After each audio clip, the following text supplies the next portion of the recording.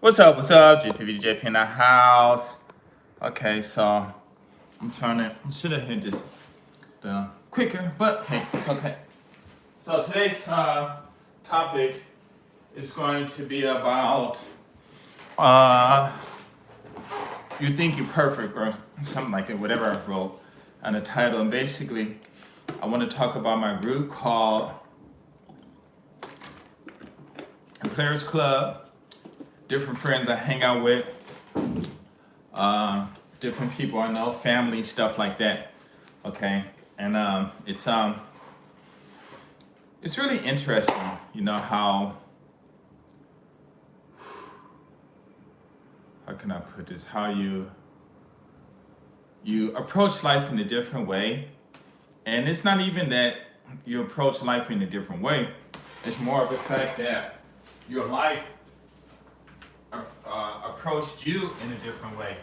So in other words, in my life, from what I remember, I did not have many problems. I really didn't have many problems.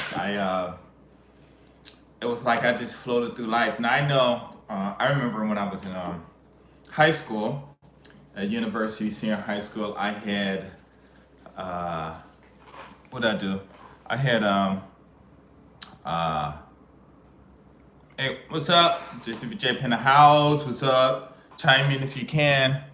Since you're the first person, do you mind becoming a moderator? If you want to, you can. You gotta make a what is that thing called? Chat or something like that, so I can see who's coming in and stuff. Okay, what's up? Two people in the house. What's up? What's up? So today, So anyway, I went to University City. Oh, hello, it's me, Wayne. Oh, Wayne, what's up, man? Here, are you gonna be on here long? I'm gonna make you a moderator anyway. You are the man. I still haven't done my little thing yet, but I have to get my daughter's, what you call it, SSN number. Then I'm gonna take care of that. Thanks for the thumbs up. Okay, so my life. Oh, so when I went to University High, one day I was walking. I had holes in my shoes, right? So this is like 1980, maybe when I was in 11th grade. You're welcome. You're welcome. Thank you. Thank you. That's my homie, Wayne. He's on the stage. You guys check out his channel right there.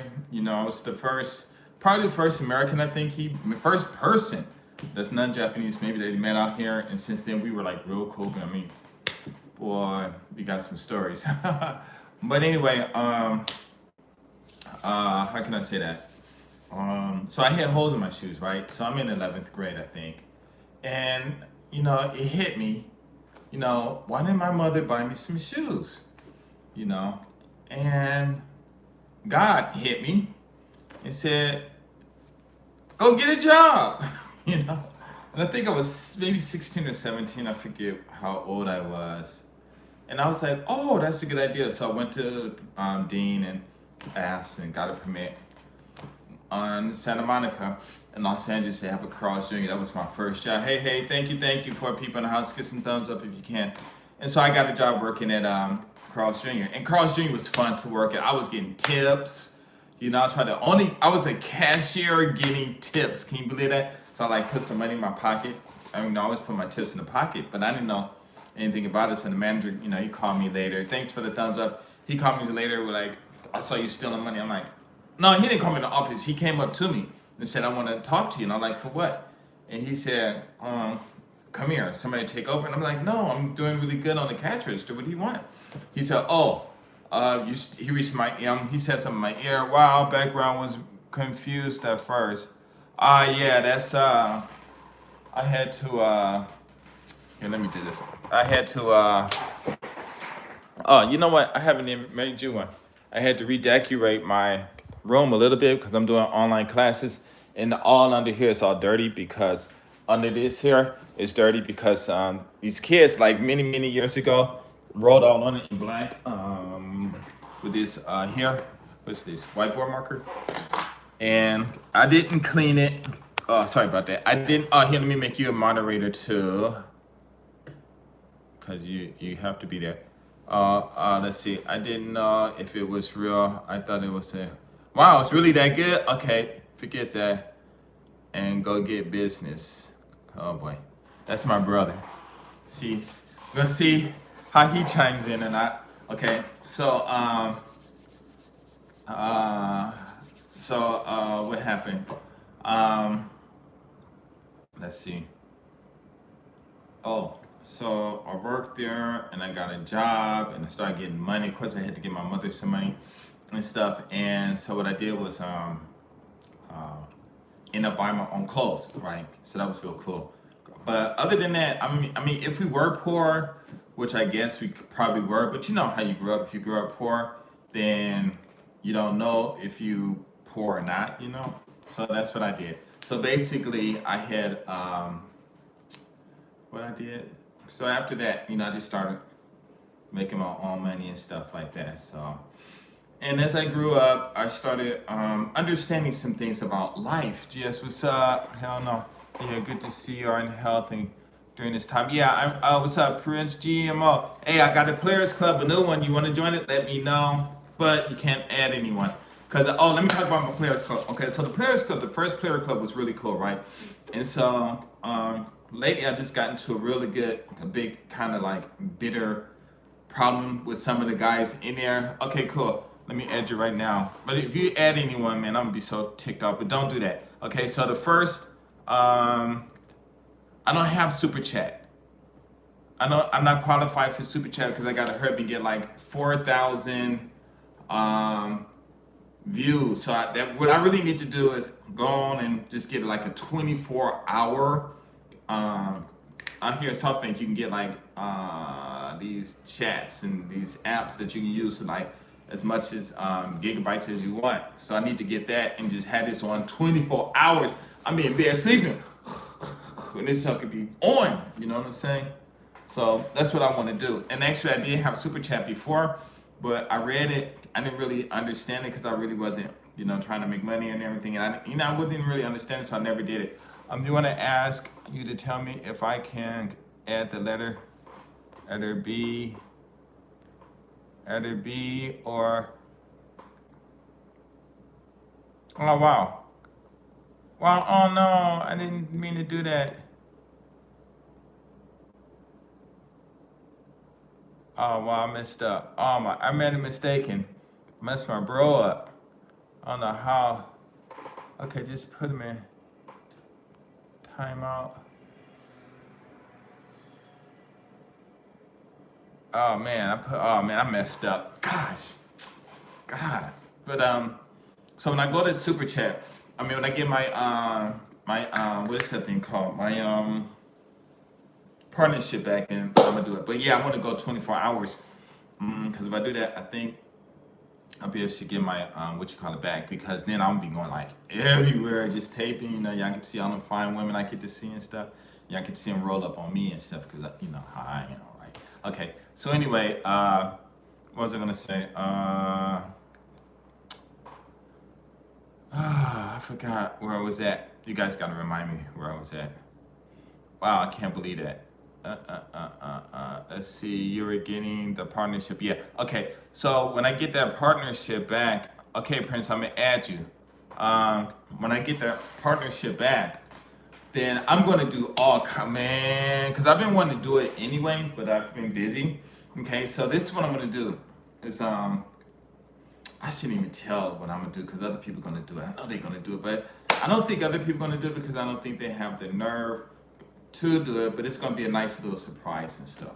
So I'm gonna put it on my Patreon, and I'm gonna do Patreon. I'm gonna hurry do that because Tokyo Sam told me to do that years ago, and you know I just skimmed through it and really didn't understand. I thought you had to pay for other people, but I didn't know you can get paid either. You know, but they have all these presents and stuff, and I don't know what to do. You know, I don't have. You know, what do you guys want? You know, now I gotta go get it and send all that money off and whatever. So I was just thinking, Patreon, give me $1. Everybody pays $1 will be on my Patreon supporters. So your names will be in the what is that stuff called? The credits and stuff, right? So everybody be in the credit. Then if you give me $5, then it's kind of cold, but I'll let you in my Players Club. And since I'm back to the Players Club, what's up, 7 people? The original Players Club was real cool. I got in an argument with these two guys, and they sent me some they said some stuff on audio. One of my homies sent it to me, kicked me out, and then started talking crap about me, right? But they always talking about me in these other groups. But I'm, why you guys talk about me? Am I that important, So, so what happened was, oh man, what happened to the video? So anyway, they said some stuff that really kind of ticked me off and stuff, right? So, oh, for a minute there, I thought that thing was opening up. So, I wasn't really happy about it and stuff. So,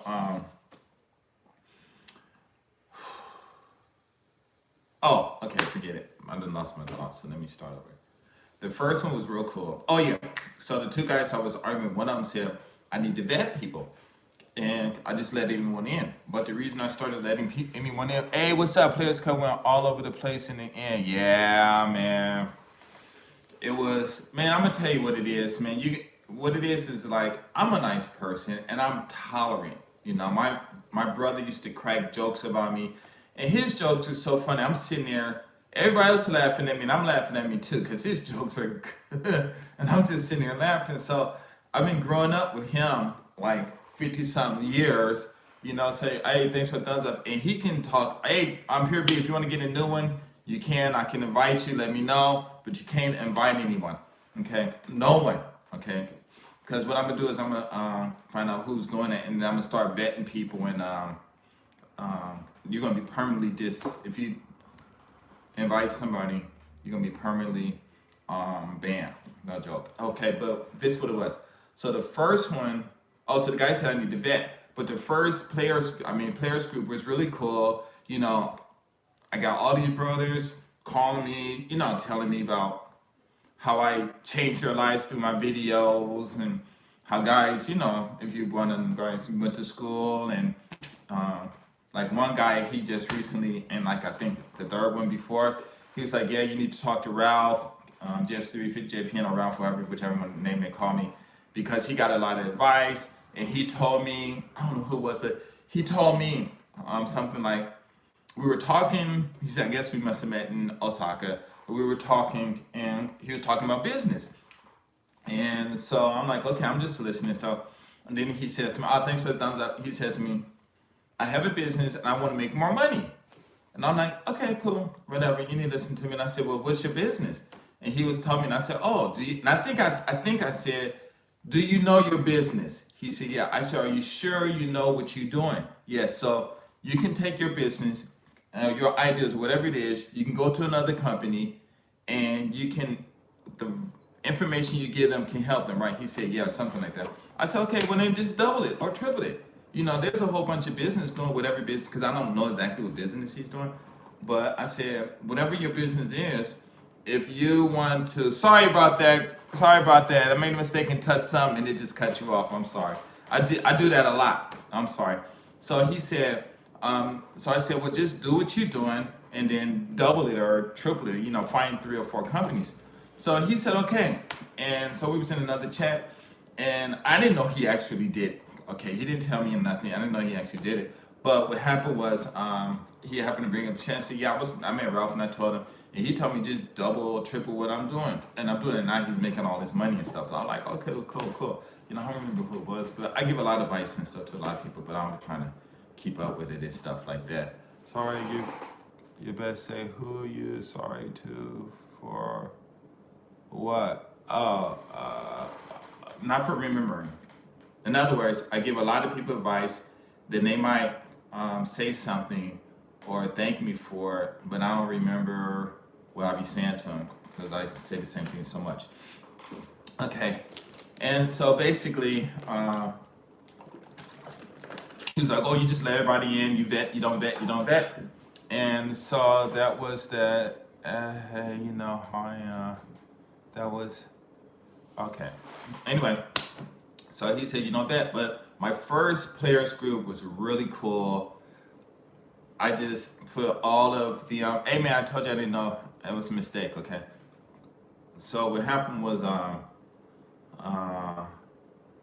just told everyone, don't add anyone to the group I only want my YouTube friends. I made the mistake by pressing something and it put you on timeout or something like that.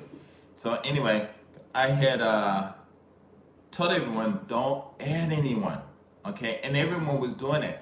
But what happened was a couple of people started saying, "Well, can I add my friend?"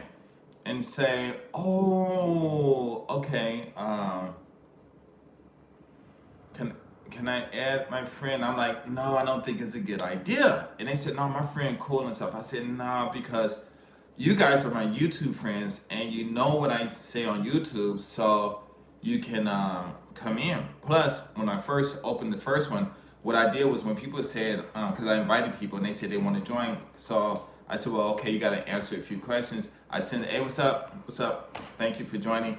I would send them some questions, and if they were answering based on, because I had so many videos, if they watched my videos, they would know the answers, and those who answered those questions got in. Some other people I would just talk to, so they would just come in anyway. I just invited them. So one guy, a few guys were like saying, "Hey, let me invite my friend." And I'm like, "Oh, I don't think it's a good idea, But I said, okay, forget it. I'll trust this person.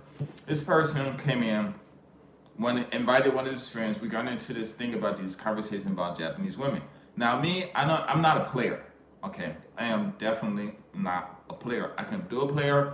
I can be a player. I know the rules. I know the game. I know all of that stuff. But being a player in Japan is too much of a headache. It really is. It's a lot of headache, and it's stressful. So I'd rather go and do business, because business is less stressful than it is messing with these women. And what I mean by less stressful, let's say like you see the colors behind me, you got the yellow over here and you got the pink over here. Okay, now let's say this is the top for both of them. Okay, this is business, it might be here, but messing with the women might be here. It might just be just slightly a little more, because you know how people in business too, they got their little ups and downs and moods and stuff like that. But the whole thing with business is you can go out and approach as many businesses as you can, and all the business can say to me is, the business, huh? You ain't make me look at. Why you saying that? No. Okay. What I did was I meant to make you. I wanted to make you or somebody else a moderator. And what I did was when I touched the button, for some reason, maybe I touched it too long or some, it timed you out automatically. And I do that a lot, and I time people out, or it's quantum. So I said, say it, say who, man, okay, let me just ignore you. But anyway, so what happened was we were talking about the girls and stuff. It's easier to do business than it is messing with the women, and the reason is because I said I'm sorry. Okay, that's my brother, and so I said the reason it is because when you dealing with business, when you're dealing with business, it's just going to be a yes or a no. Okay, from the beginning, and then once you engage, of course you're going to have your problems and stuff with them, but it's not like, "Oh, I'm pregnant," or "How many girlfriends you have," or "Why don't you come and live with me?" All of that stuff that's going to happen with the women, because they're trying to condition you and stuff, right? But in the business, you're not going to have that. Now, if they say, "Hey, you want to come live with me?" that might be saying, "Hey, do you want to be a partnership, or do you want to own part of the company or something like that?" So both of them are cool, but business is just less stressful because you don't have that personal entity or a situation that might come in. So that's why I'm not a player or something like that, whatever. I do talk to women and stuff like that, but that's why I never got into the playing game in Japan. And plus, like I said, when I first came here, a lot of women came to me, so I never even really had a chance to go out there and, "Yo, baby, what's up? Oh, damn, you looking good. What's your name? Oh, really? Okay, come here. Give me a hug, and give me a little hug and stuff, and I just tapping them a little lightly, it's like one of these things. They grabbing me and stuff. I'm like, okay, cool, and I just wait till they finish, or if they grab me, then I can grab them, let your hands drop down and whatever. GTG was gotta go. Okay. Talk to you later, man. And so what happens is I can do that, but I don't have to do that.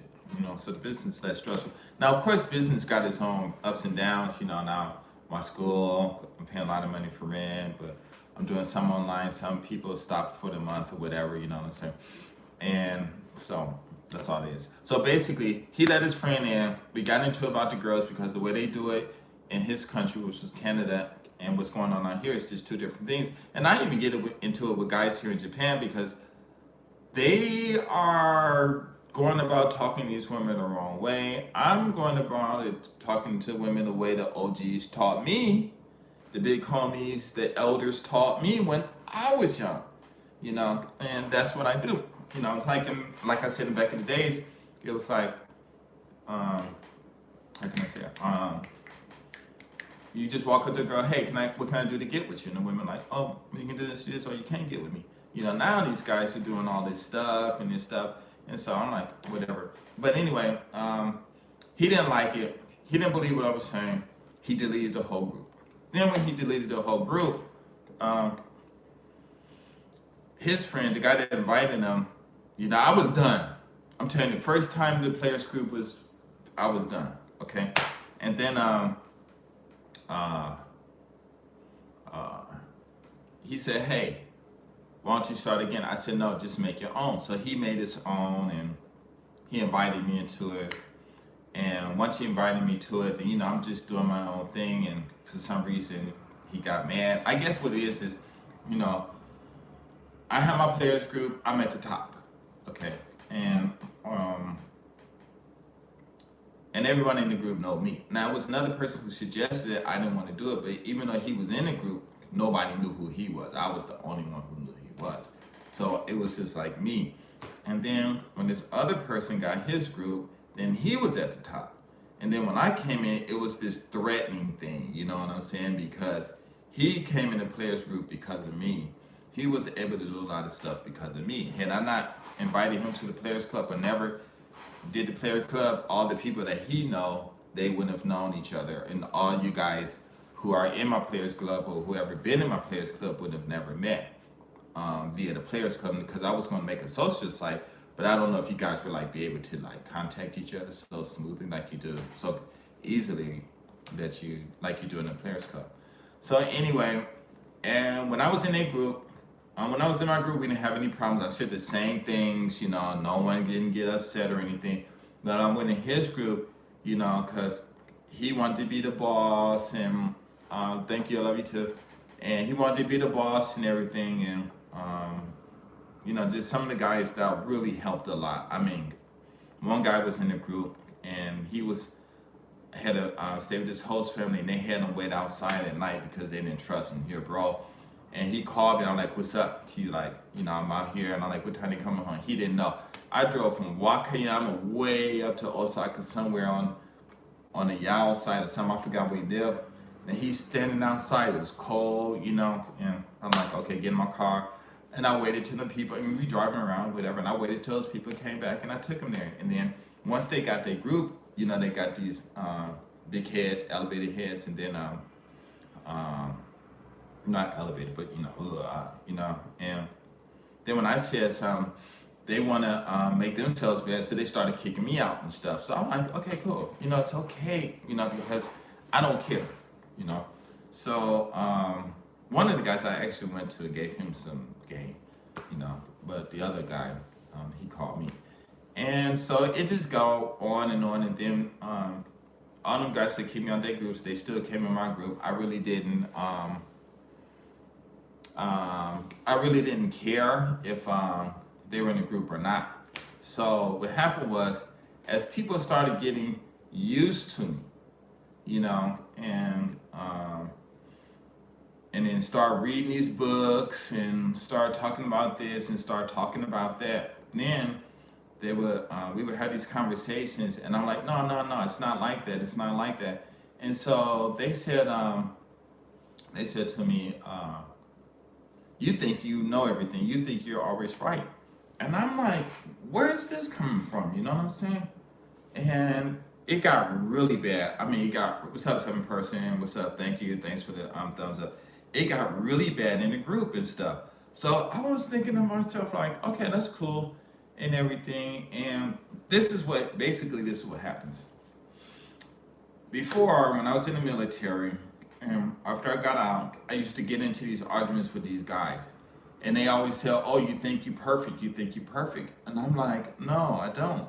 And I couldn't understand why. And then I thought about it. I like, oh, now I understand.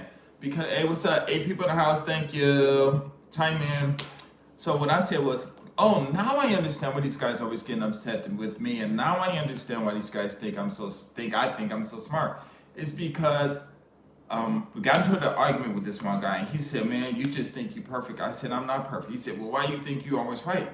I'm like, I don't think I'm always right. He said, well, every time we talk, everything you're saying is like always perfect or whatever. I'm saying, listen, it's not that. I said, listen, I know you guys are jerks. Okay, I know you guys are jerks. So if I come and I start talking about, yeah, man, I went to a club and I met this girl and I did this and I did that or whatever, then you guys are not going to believe it, and you're going to start talking crap, and it's going to turn into an argument because it's just going to be my experience versus your subjective opinion about what I'm saying. And because you're going to look at me and you're going to think, well, if I was a woman, I wouldn't date you. So I don't believe women would date you. But, if somebody said that, I'm like, well, you're not a woman. Even for you to even think about something stupid like that, you would have to imagine you have some breasts and some vagina. And evidently, you would have to say, you would probably thought how it would be if you were having sex with me. And when I said that, everybody got mad because obviously it's true. So, I mean, everybody, because everybody, them guys were probably thinking the same thing. So they started laughing and stuff, and he got really mad. He said, well, you just always think you're right. I said, no. I said, I know that I talk to people like you. And so when I'm around people like you, if I want to talk, the best thing I should do, or the best thing to talk about, are things that I read in a book. Because if I read them in a book and they sound intelligent, then if you come at me, honey was just hating, homie. That's my brother, so just, yeah, okay, I got you when I was saying it, yeah. And so, okay, now, what you said was true. These guys hate. When I was in the military, it was like the brothers really hated. It was like a lot of white guys. They did hate, but it wasn't like the brothers. It was a little different because I could tolerate the whites more than I did the blacks hating on me and stuff. But I said, well, because I know, I said to both sides, because I know that I don't look like the guy who can accomplish the things that I've done, and I tell you my stories, then you're not going to believe it. So it's going to come back at me as some arguments and some stupid stuff. Why you getting upset at me because I did something that you didn't do? That's not my fault. So what I did was I just actually really start talking about things in books that I read. And they say, you think you're smart? I said, no, because I know you're a jerk. So if I want to talk about something, I need to talk about something that you can twist up and get mad at me. Now here's a perfect example, right? Oh, it's not an example, but when I first went into the military, when I went to Edwards Air Force Base, I was on the flight line, and this bro, he said, oh, let me read this. I was in the service too, and yeah, a lot of folks be hating because a lot of folks don't have the game or the social skills. So when they see a guy pull women without spending, they, ooh man, it's so true. It's so true. And so I just told him straight up, I know you jerks, so when I speak to you, I have to do that. So when I went to the military, Edwards Air Force Base, I went on a flight line. This one guy, he was Portuguese, but looked Mexican. And he said, is it true? And he in there with all these white guys, he's darker than everybody. So, I never really grew up in racism. I really didn't really know too much about it until 1990 when I started reading about it. So I'm glad I really didn't do it, because racism, to me, all that propaganda and stuff they put on TV and all of that stuff, yeah, we go through the stuff that's true. But when you hear this junk that they're portraying or they're saying it, you're going to start believing it. You're going to start acting towards it. Like how they say you can tell a lie a billion times until the people start believing it's true. So if they say, yeah, why do black people always act stupid when they're around white people? Why do black people always act stupid when they're around white people? And then you hear this one black person who's not even acting stupid around white people, or a whole bunch of brothers that ain't even thinking about white people, and they hear that so many times, then when they get around white people, they start acting stupid. So I told him, so he acts like that. So he's like one of those guys who, dark skin, but he's from Portugal or Portuguese, something like that.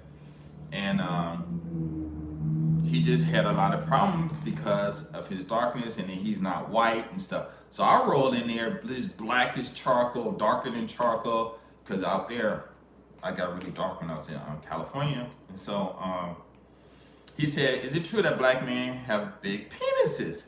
And I look at this dude, I'm like, God said, wait, don't even say that. Don't even say you don't know. Don't say anything smart. The first time they said something, God told me, this is what you tell him. And he said, and this is what I said. Why are you asking me when there's a white library on this white base? You can go in there and you can read books, medical books that are written by white men, and I'm sure they got statistics in there telling you whether a black man, how big a black man penis is or whatever, by those white doctors. So why don't you go there and read those books?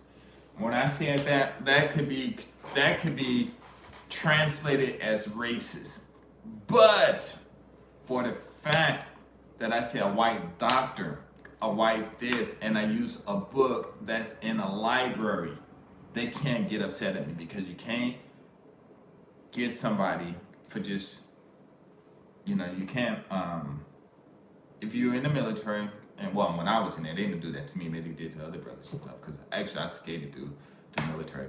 But if you, for me, I realized if you use the right terminology, and if you use facts, and facts will be a book, to everybody, but some books are fake or whatever, then I won't get in trouble. And that's how I got through the Ella, that last one was a good one. I'm gonna use it next time. I can't. I'm telling you, man, that was the first day I went out on a flight line. And that dude said that, man, when I said that, man, he got mad. Them white boys were mad because they were expecting me to get upset. And it was another brother. He was in there. He was like black and white, with a little Jerry curl. He was just drunk all the time, because I guess them white boys is best. Them brothers on the base got jerked over, man. I didn't get jerked over. Even when I got kicked out, I still walked out, I had a conversation. If you watch my videos, I had a conversation with my commander and the first sergeant, and they telling me this, but actually I was stupid, because I had my personal information file. The captain gave it to me, and I had it for like a month. He didn't call, and I wanted to go see, talk to him, and see if he wanted it back. Okay, I'm honest a bit, I'm still stupid at the same time. God said, just leave it in your apartment and just go up there. Had I did that, and we in here, what's up? Thanks for watching. Had I left my personal information file in my apartment, like God told me, and then went up to the order room and say, if the captain's there, they would have said the captain been gone for a month. Then I was like, oh, wow. Because when he gave it to me with this look that was like, I can throw it away. But I didn't ask him. God said, just verify and ask, but I didn't ask. So because I walked in there, this one sister, she wasn't really, because a lot of brothers in there, they really didn't like me because I was married to a white woman. But what's wrong with marrying a white woman? But I wasn't into that racism and stuff, and I didn't grow up like that, so I didn't know. So anyway, she took it from me, and I meant to go back and get it. I forgot. This one guy, my supervisor, I called and said I was gonna come in late, and I asked for permission if I could. I'm talking so darn fast. Anyway, I asked for permission, can I come in late? He wasn't there, so the next person in charge who was a civilian. He said it was okay, so I went and did what I had to do. I came back, and I went in. Then he went up to the commander. Hey, what's up? 10 people in the house. Thanks for the thumbs up. He went to the first sergeant, told the first sergeant that I came in late. First sergeant called me up. They sitting there. He put my personal information file on the desk, and I was like, oh, and I wanted to say, hey, that's mine. I want my property, and I would have put my hand on it, and I would have took off the desk. Of course, he would have got up and said, what the hell are you doing, blah, blah, blah, blah, blah. And I'm like, no, this is mine. The captain gave it to me, and he said, I can destroy it. All you got to do is get on the phone and call. I did not do that. Then we went into the commander's office, and she was writing me up. These idiots behind her was saying I was a bad person, but I didn't do anything wrong. I know, and I already read my personal information file. I got a 3510 discharge, honorable under honorable conditions, minor disciplinary infractions or some stuff like that. I read my information file, every page in it, and it was like, what's up, Marcus? You got 2 names, huh? And it was like this thick over 6 years. From the Philippines and what you call it. So I said, what I said, she said minor discrepancy, that's what they wrote.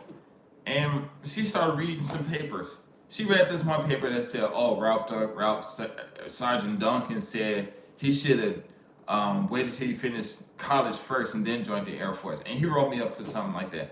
And I'm like, how is that disciplinary, right? So I didn't say anything, because, and I could have told her, what I should have said was say, ma'am, you're making a mistake. Those are my personal information file. The captain gave it to me. I had a chance. I had many chances to do it, but I didn't do it. And so she told me this. Oh, you are not getting kicked out because of racism. And I'm like, racism? Why are you bringing up racism? And then she was like, that story, that place in Africa, America wouldn't colonize. What was that place? Starts with an L. Gosh, I forgot the name of it. I know you guys know it. It's like,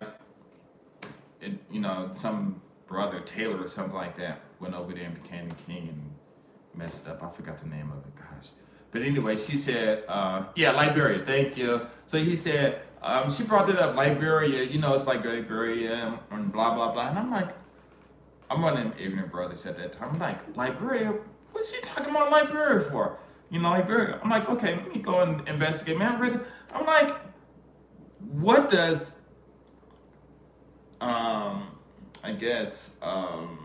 Abraham Lincoln, sending people back to America and Liberia got with me being kicked out the military, right? So I'm like, let me go back and tell these people something. So I went back and I said, I need to talk to you. And they're like, what, are you going to rat on people? Which I was surprised they even allow me to listen to them. I'm telling you. So what I'm thinking was, maybe they probably called my captain. The captain probably said that he gave me the files and they probably didn't say anything, right? So I went back in there and they said, you going to rat? I said, no, I come in here to talk to you two about you two. And like, huh? I said, I'm in here to talk to you about your job. And they're like, what do you mean? I said, you two are not professionals. I'm telling you, I straight up said that. I already had my 2-stripe, one of my 3rd stripe takers. I'm, back to an airman first class and stuff. I said, you two are not doing your job. And they're like, what do you mean? I said, I just broke it down. I broke it down who they kicking out, and they kicking out all the basic. I just said, you're kicking out all the team members and you're keeping the groupies. Okay, you guys have your command is not good. Roosevelt, Franklin, FDR, he came 4 times, as president elected 4 times. Why? I said, because of the central command and the decentralized command. So if he wanted to do something, he went and got advice. If people told him something, he went out and checked it himself. Everything that people tell you, you guys don't check it and you kicking people out. I'm a team member. I'm not here to be your friend or to be your friend or anything like that. And basically I told her, hey, I didn't even know you had she had polio. They talking about you. That's how I found out. And I told her, I said, remember the day you was going up the stairs? You was coming down the stairs and I was coming up? You said, yeah. I said, you told me, I said, no, stop. You said, no, come up. And I said, no. And I backed down. The reason I backed down is because I wanted to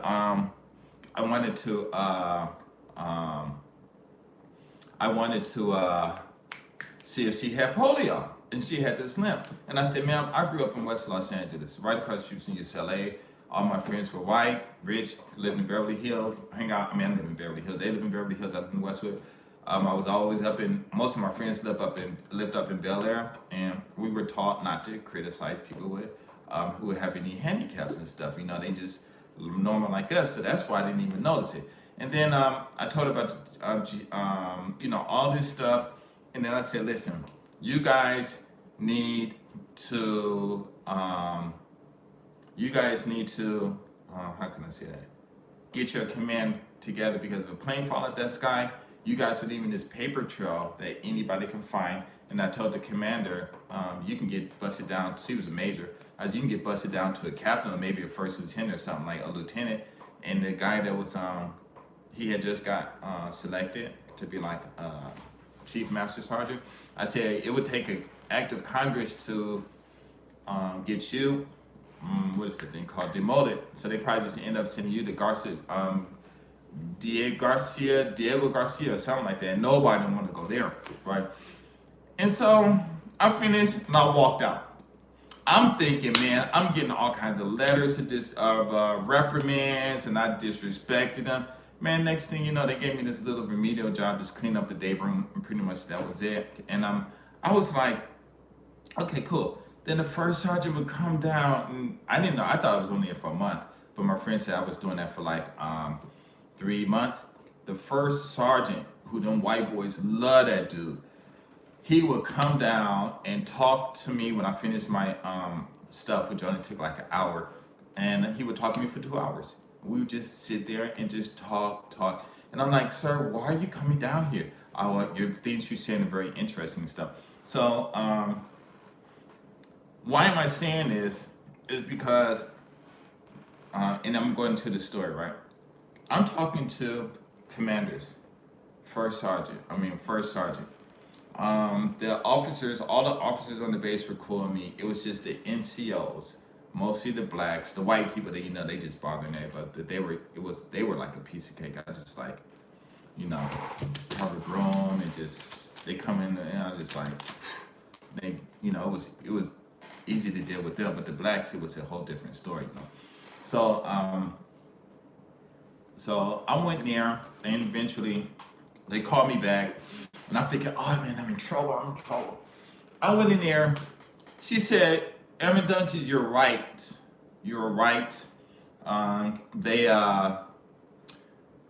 Everybody lied about you. We found out they lied about you, but we can't stop the process. So I was like, wow. I was like thinking, like, I know if I go get a lawyer, and she already said that they lied, and there's nothing wrong that if, of course, when she in the office, she speaks, it's official. And so I could go there and get everything reversed. But I'm thinking, like, these dudes already showed a noose, They went to work, I got in the truck, in the expedited van, and these dudes pulled out a noose talking about, if you don't be quiet, we're going to hang you or something like that. We're going to use it on you. They didn't say hang, use on me. And I looked at them, I'm like, and I didn't even, at that time, I swear I didn't know what the noose was all about. So I'm like, why am I scared of a rope? I said, I see you guys coming with a rope. I'm gonna pull my gun out and shoot you in the head, so I'm not gonna let you get that close, and then I told him to just put it away, because even though I didn't know what the noose was, it was still a threat. And it was at that time, the journal actually had went by, or another, the maintenance commander had just went by, and if I would have jumped out the truck, called him, he would have known what was on it, and all them guys would have got kicked out the Air Force, their whole families and everything. Because I took a lot of stuff because I didn't want to get a lot of people in trouble because of their families. And I remember one time, it's kind of not related, but I was at the pool on base, and they had a Filipino lifeguard there, and this one little girl jumped off the high dive. I don't know why she did that, and she couldn't swim. She was like about to drown. Her brother, he was like young too, and he couldn't go get her, and I was the only one. So I looked around, nobody was there, so I jumped in and pulled her out and took her to the side. The dude was like, "Oh, thank you," and we understand and forget it. Why do people come in the chat and don't even know anybody in there and always saying we? That sounds like that slave stuff. How we's doing, boss? And I have a friend, he always saying we, but he never said me, but he'll say we. I'm like, why you keep saying this we stuff? you know. And to me, I don't like it.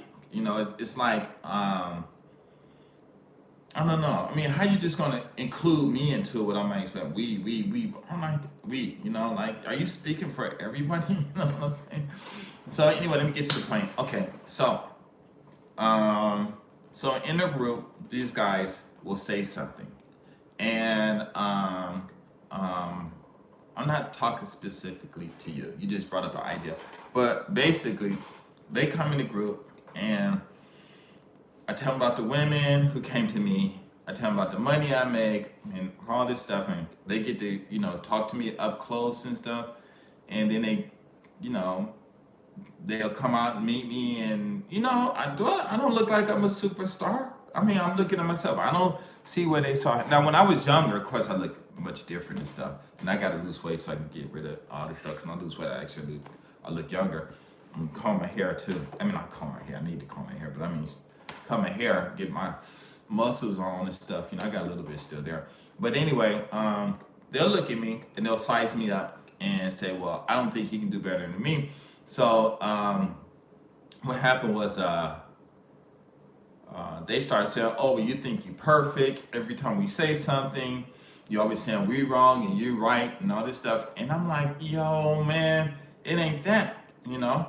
And they say, "Well, every time you talk, you always think like everything right." And I'm saying, "Well, what I'm saying, is it wrong?"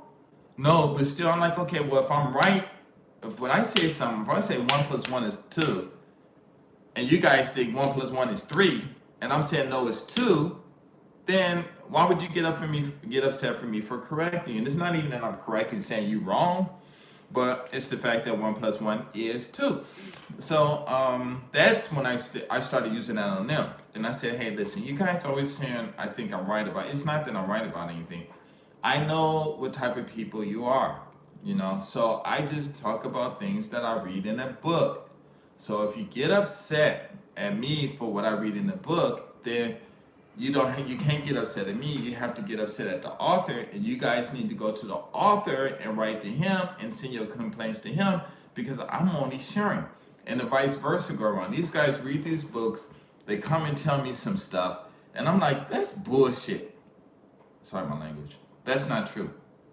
And then, oh, you don't believe what I say, huh? You don't believe what I say, and I'm like, you know, so I let them go on for like months, you know, I'm gonna say months, but a few weeks, saying that you don't believe what I say.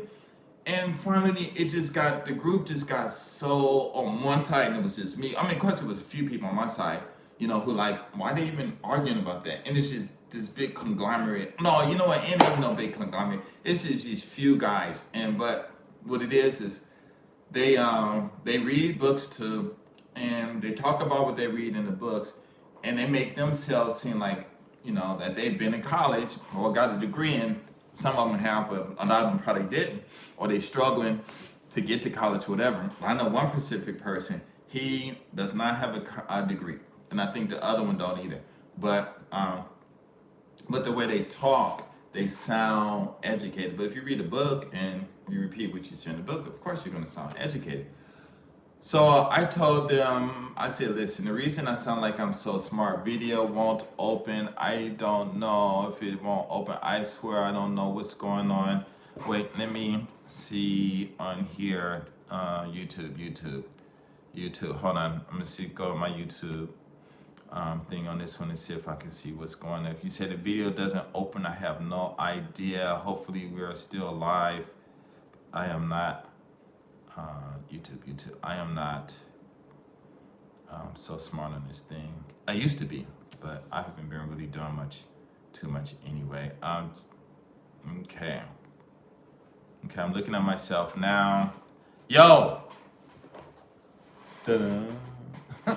So now I get to see what you guys see. That's the truth. Oh, watch this. Solomon, just restart your browser. Oh, okay. It's fine. Okay, thank you. Watch this. Oh no, it's slow now. Okay, whatever. Oh, that's so cool. Okay, so what I told these guys, listen, the reason I sound smart is because I know you guys are not cool. I want to say idiots, but it's not a good word.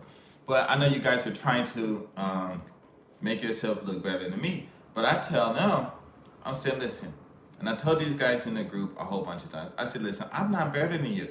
Okay, before I joined the Air Force, this woman from Tibet, or she was Tibetan American, lived in the hills. She's rich, and she was like, I like you.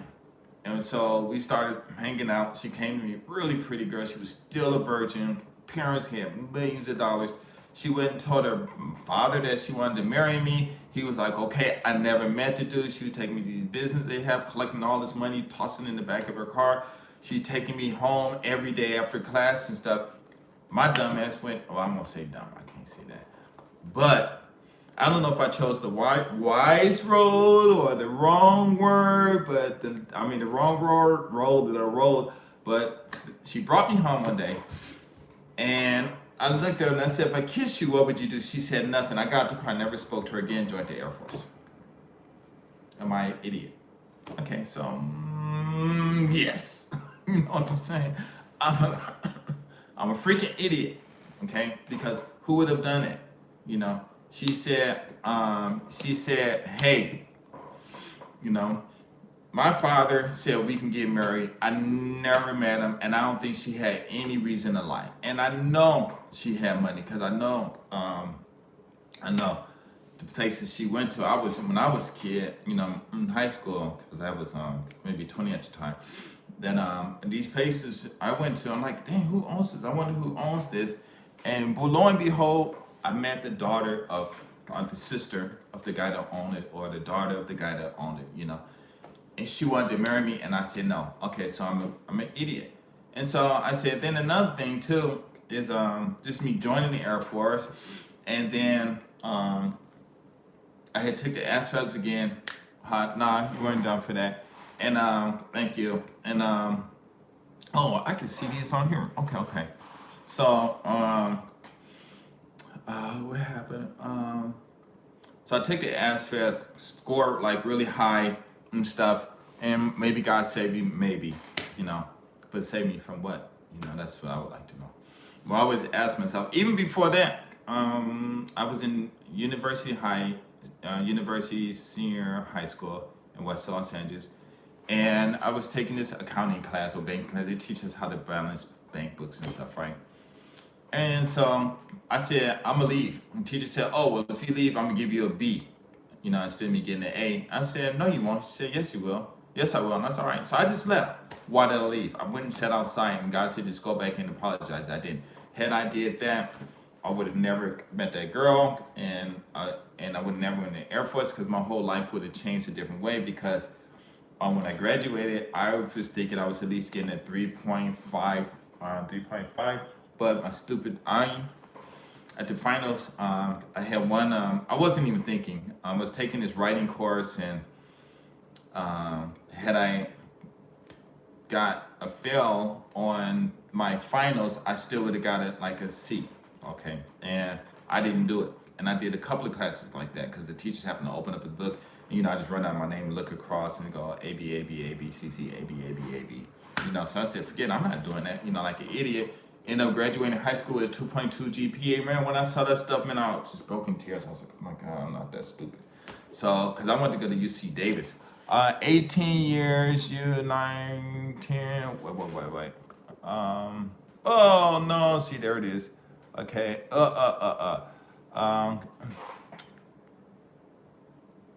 Let's see, don't want to be done for that. 18-year-old you is 9, 10, what, huh? Different than 30 years old you, and so on. The same goes for her. People involved in girl. Would it have worked? No point dwelling it. You would be you. You wouldn't be you if you did it. Oh, you know what, Prince? I always think about that, you know, and I don't dwell on it. But the fact is, for me in my life, things always went easy. So even if I would have did it, I don't think I would have had problems. Because I'll give you an example. So, and this is a true story. My brother was there. He can vouch for it. So, at the beach, it was nickels and dimes. And hey man, kind of late stream. Is that one of your classrooms?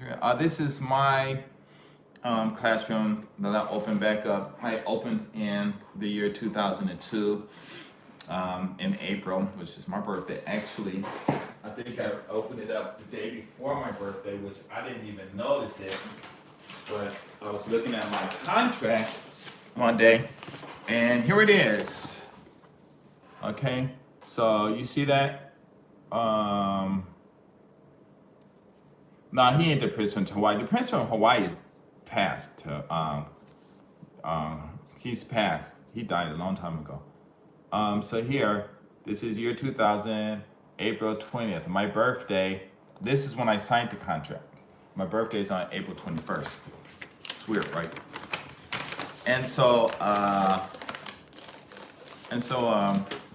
either way, my life has always been good. So I had some friends, and was at the beach. Nick was a dime. I think one of them lived in Gardena, so he invited us to a house party. So me and my brother went there, and my brother got into an argument with some other guy because both of them were light skinned. It was this girl that was fine, and I guess the guy liked her, but she lived in his neighborhood. But evidently, he didn't have the game to get her because he would have, of course, if had that happened, him and my brother wouldn't have been arguing. So my brother, had me worried. I was like, I haven't been in Hawaii since 2008. There are some wild days, but yeah, it's different prints than me. Oh, wow. I didn't know that. Whoa. Wait, let me see what your picture look. I can't even see what your picture looked like. Okay. But yeah, wow. You were in there? Okay. Yeah, because the prince that we know, he ended up going back and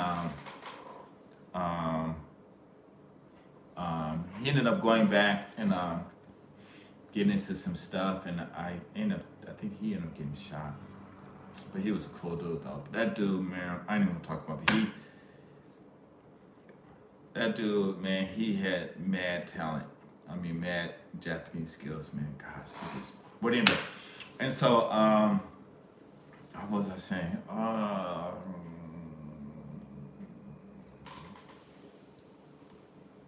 No, I don't know who Nate Dogg is. On the Nate Dogg, no. Let me think. Oh, you talking to that guy? What was I talking about? Gosh, I hate that when that happens.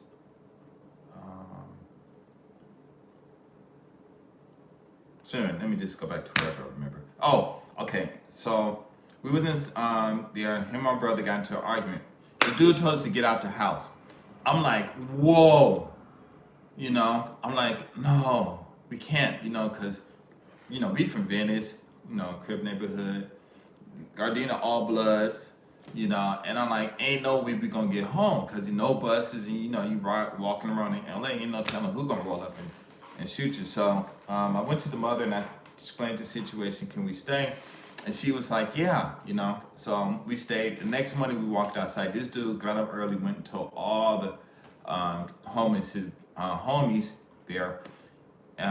That I guess we were from Venice. We weren't banging or nothing, And I was like, okay. Then we walk outside, man. And I'm like, as tall as I am now, man, these dudes, man, were like 6'4", 6'6", 6'9", got these guns that were like this big. They holding their guns. And they walked up and said, what's up? Gang talking and stuff, blah, blah, blah. Where y'all from? And I'm like, oh, we just live out in Venice and we got, we were told to come over here, for this house party. Like, no, y'all can't do that. Y'all about to get stumped or whatever, killed basically. And I was like, what? I was like, no, you guys can't do that. No, forget that. I'm like, listen, we got a hood pass, right? And he was like, from who? And I told him. He said, well, he ain't nobody around here. I'm like, it don't matter. I said, listen, if you guys got control of your hood, then you need to know. Then you need to tell who can give out hood passes, who can't. So evidently, he figured he could. So I got this. Me and my brother got this hood pass. Like, we don't care, man. We gonna smoke y'all. And I'm like, oh no, you can't. I said, listen, if you don't honor this pass, our hood pass that we have, and people gonna find out, because once we get killed, once our friends find out that we got killed, and we're some good people, we really good kids in Venice. Everybody in Venice loved us, parents and everything. We were not We had zero negative anything in Venice from no one. And I said, and once they find out, because they're going to find out, then what you're going to do is you're going to start a channel, this chain reaction of everybody just like not honoring these ghetto passes, hood passes, I should say, and people gonna start, innocent people gonna start getting shot up and stuff. And he said, no, forget that. I said, no, you can't do that, man. I said, you gotta honor this what you call it. So he thought about it, and then one of us said, nah, smoke the motherfuckers and shit, Now I'm just not even looking at him. I'm just looking at this one guy. He said, all right, well, this is what we're gonna do. We're gonna let you go, but don't you ever come back over here again. And I said, okay, thank you. Man, them dudes, it must at least been 20 deep. Them dudes, man, we on the sidewalk, you got the sidewalk, them dudes opened up like this and said, go ahead. We had to walk through all those dudes with all those guns. I'm like, man, we gonna get shot in the back. And I told my brother, I said, man, don't turn around, because if you turn around, I'm gonna knock you the fuck out. Because it was his mouth. Because my brother, he's almost tall as I am now. He's big now, but I keep telling him when we were young, he was short, and I don't think he remember that. So I had to break out a picture recently because I was at his house, and I showed him. I said, Carl, I'm 17 years old. This is you. Look how little you are. Running around here talking all that stuff, and then I have to be the one to protect you and stuff because you're too short. You're too short to do anything. Yeah, you come on, you gonna whoop somebody else, but you ain't gonna whoop nobody my size. You ain't gonna whoop nobody 6'4", and you definitely ain't gonna whoop nobody 6'8". So be quiet, So we left. And then I'm saying, don't say another word until we get, like 10 stops from the bus and stuff. 10 bus stops and stuff, because by then they won't come after us. Man, after that 10th bus stop came, I looked at him, I said, man, you need to be tripping. But I ain't talking about him.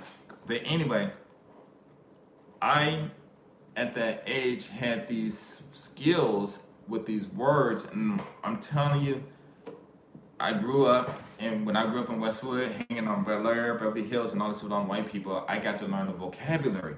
And understanding the vocabulary just opened up so many doors, and, it just really let me get by a lot of things that I shouldn't have done normal. Come on, you look at me, I'm dark. In LA, I'm way darker. You walking through the hood, roll up on me. Back then, if you were light, you probably somebody get snack on you. But you dark, no, it wasn't happening, So, I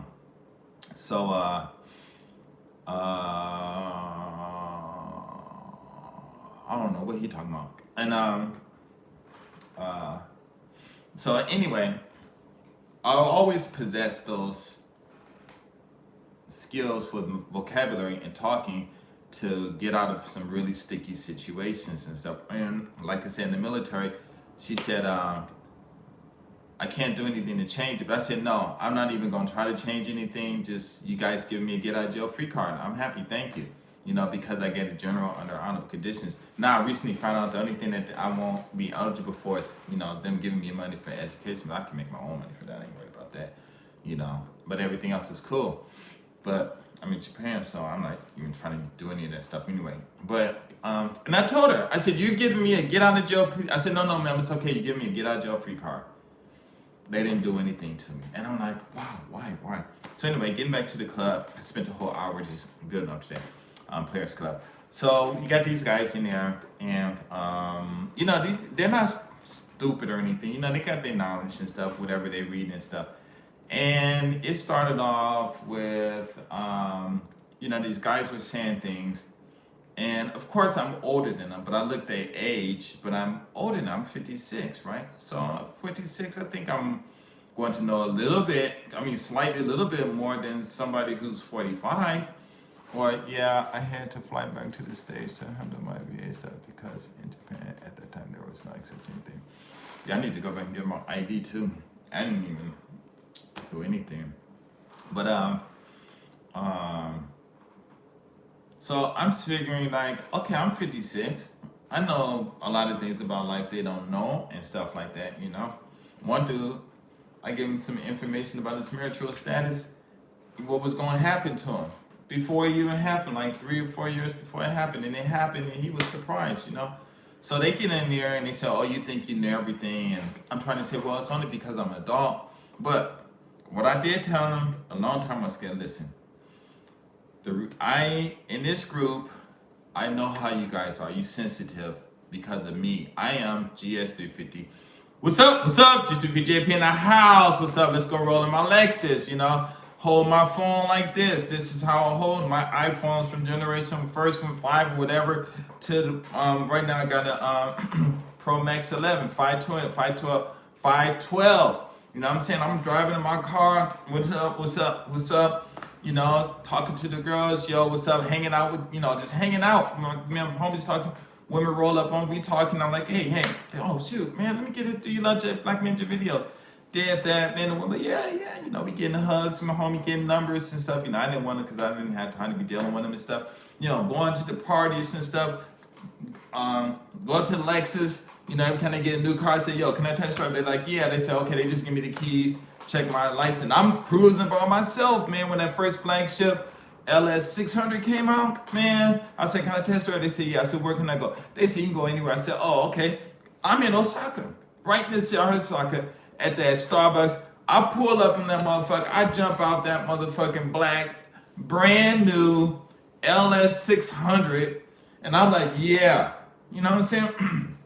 And all them Japanese people are like, whoa. Because I was told I was the first black person in Japan to buy a Lexus from the Lexus company, and they all knew each other. So when it's good to see you too. What's up, Super in the house? And so I used to drive around everywhere, and I pull up in the Lexus. They're, oh, we know you. I'm like, how you know me? He said, everybody in Lexus know you because you're the only black person that bought a Lexus GS350. I'm like, okay, cool, right? So I had that reputation and stuff. Now I'm going to do this. So I'm just sharing with the brothers. Hey, I explained in the videos how to do business. One of my friends, he did that. He made this tape, went to this one company, did his little thing like I told him to do, ended up making $3,000 a month just put from DVDs that he put in and stuff. So these guys come in the group, and they getting mad at me, and I'm like, I'm nobody. I am nobody. What did my videos tell you to do that your mama didn't tell you to do? What did in my videos? What did I tell you to do in my videos that your daddy didn't tell you to do? Your guardian, the police, or the hood, whoever didn't tell you. I didn't do anything.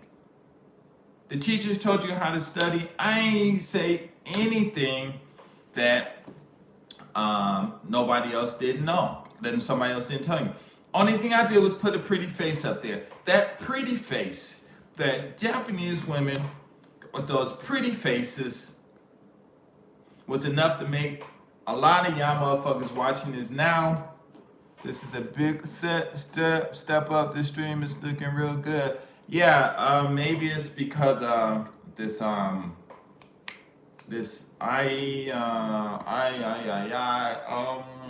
got the Pro Max, and this screen looks awesome. I think I put it on 4000K or something. Okay, so my brother talking to stuff from a legend like him. I was a legend. This is my family, and he talking on that shit. But damn well I'll go over his house and stop his shit. I'm trying to shut up, and he'll do it. Okay. Anyway,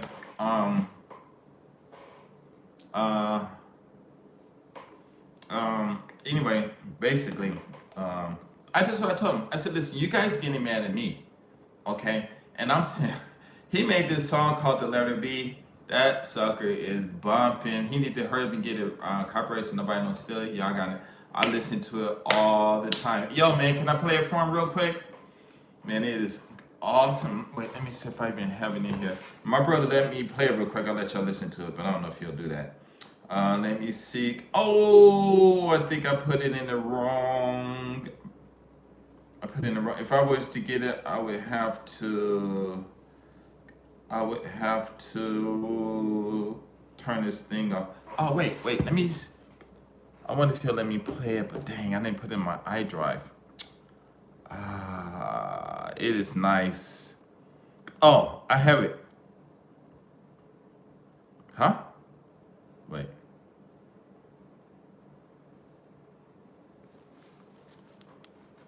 Oh, I think I have it. Oh yeah, I got it. This song It is awesome. I wish he would. If he let me say I can play it, then I'll let y'all listen to it real quick. It's awesome. But anyway, uh,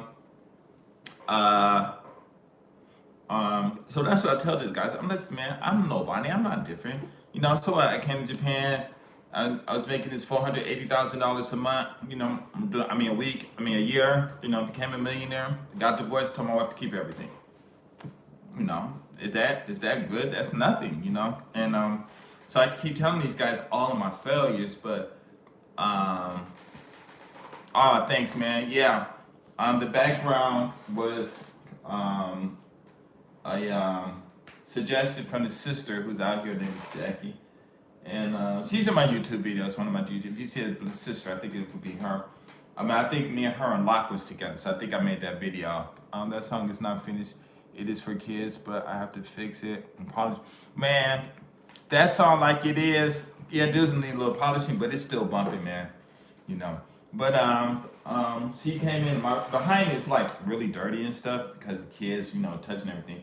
So she told me to just do it like this, so I did it. And in the front, this is the other side, but I didn't do it like 3, so that's what it looks like here, and it's on the other side too. But I'm not finished, so. But anyway, you know, I tell them guys, I'm saying, listen, you guys can't just come and say I think I'm somebody, and I shouldn't even be made. I shouldn't have made these videos. I said if I was perfect, because you know, say, oh, you think you're perfect and stuff. I'm like, if I'm perfect, why would you think I'd come to Japan? You know what I'm saying? Just to buy a Lexus and start making these videos and stuff, you know. So it just got really, really. He talked too much to kill us when they chill and make. I have no idea what he's talking about. So anyway, so it got to the point where these guys were saying, "Oh, you think you're always right," and then I said, "Well, the reason I sound like I'm always right is because I only talk to you guys about things that I read because I know if I break out my real intelligence." That you guys going to come back with that perfect stuff, but if y'all come back with that perfect stuff based on some things I read in the books, but you don't know I got it from the books, then I say, well, I give you the title and say this is where I got it from, then it'll shut you up. So that's why I only talk about things from the books, you know, with them guys, and they got pissed. That's just insecurity talking, could be a lack of maturity. Yeah, I mean, I'm sure you probably was in those groups. I remember using some of the groups, but it just got worse. So recently, it just got real bad, and these guys, what are they doing? They send me some messages and stuff, you know. But I was like sometimes when an OG dropping out, these folks can't handle it. Yeah, man, it's true, and it's like, I mean, this one guy, man. I mean, man, I can't believe this guys, you know. So, let me see, how can I say this? So it got really deep and stuff, but this is what it is. So this one guy eventually wrote me something, you know, and all he was doing was complaining, oh, you just think you know everything and you don't listen. And I'm like, motherfucker, I'm not your bitch. Oh, sorry, my language. I'm like, man, what the fuck? I'm sorry, my language. I'm like, yo, man, it don't matter if I listen to you or not. You in my group. You call me. No, he didn't call me. Actually, God told me to go to him. And I went and spent some knowledge to him that he ended up needing to use a few years later after we met. But I gave him my information if he wanted to contact me. And he contacted me. And he was calling me all the time and stuff. What's up? Just for Jimmy in the house. And so I'm telling him, like, you know, you tripping. All you guys are tripping and stuff, you know. So why are you guys going to tell me that I don't listen? Now, all you bros out there who are not simps, when have you ever heard a man tell you, you don't listen to me? Who says that? You don't listen. Who says that? Whose words are those? Please, somebody give me the answer. Please, somebody give me the answer. Even if you're looking at this later, you know, give me the answer. Who says you don't listen to me? Exactly. It's going to be a woman. A woman says that. A man. Come on, think about this, right? Somebody walk up. Okay, that's me. I'll just use me. I'll walk up to you. Yo, man, why don't you listen to me, man? You gotta listen to me. Dude was like, boom! Who the do you think you are? You know, no man ain't gotta listen to you. Those are words. I'm telling you, those are words that women say. And I'm sitting here listening to them, and they in Japan, they got girlfriends, one dude married, and they talking like they wives. These guys are talking like their girlfriends. And I'm like, these dudes are idiots. They don't even know. You know, even my son, he come and tell me some stuff that my wife would say to me. And I had to sit him down and I said, man, you sound like a woman. I said, listen, stop repeating words that your mama said. Your mama said those to me for a reason. You don't have no reason to be saying that to me. Like he walking around holding dogs all taller than me. And I'm like, so I'm gonna have to just grab him up and me and him gonna have to go out someplace. And we even got into a fight, man. Can you believe that stuff? We got into a fight. Because I walked towards him and he just kicked me. I was like, what you doing? I grabbed him, boom, put him to the ground and stuff. Because I keep telling him work out, you know. But he ain't working out. And then I said, yeah, listen. You are not stronger than I am.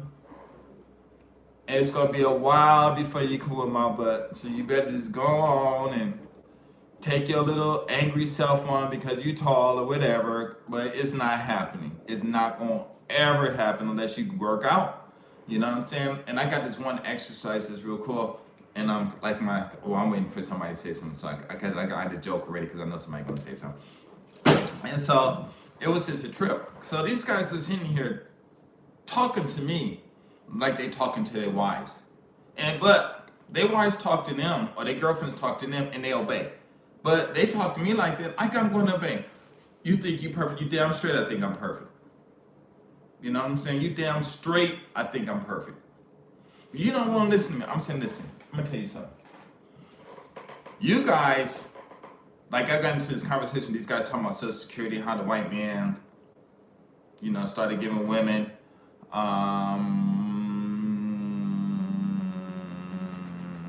he says, how the government gave women money so that, to break up the black family. And I'm like, I don't think that's true. He said, no. I said, man, do you know? I said, I grew up in the area. I was born in 64. Okay? So that means I was born in 64. My mom was born in 40 something. And I'm growing up with these people who were born before 45. You know what I'm saying? And some during World War II, World War I. You know what I'm saying? And so I'm hearing their stories. I haven't matured so I can create my own stories. I'm hearing their stories, and they're talking and talking and talking and talking and talking and stuff like that. So I'm hearing this stuff. I remember when they started giving those checks, right? And you had these women, the husband said, or the boyfriend said, it's talking about the white man, at this point, bro, we have the game, flip it, and make money. Yeah, I mean, well, this is like a long time ago with these conversations. I'm kind of bringing them to the front, and I'm like, so they talking about this and stuff, you know, and I'm like, I remember when they would start giving these women the checks, and the boyfriend would on the 1st and 15th, so the boyfriend would take all his clothes out, told her to get the money, take all his clothes out on the 1st, put them back in. On the 15th, take all the clothes out before the 15th, put his clothes back in. You know? And the government not stupid. They know what's going on and stuff. And then these got tighter and tighter and tighter and tighter. Then, I said, you gotta remember, back in the old days, women were dependent on men. The men would beat the crap out their wives. The police ain't gonna do nothing. A black man beat his wives all the time. Police ain't gonna do anything. You know what I'm saying? So these women were not only were they dependent on the men, but they were being abused. So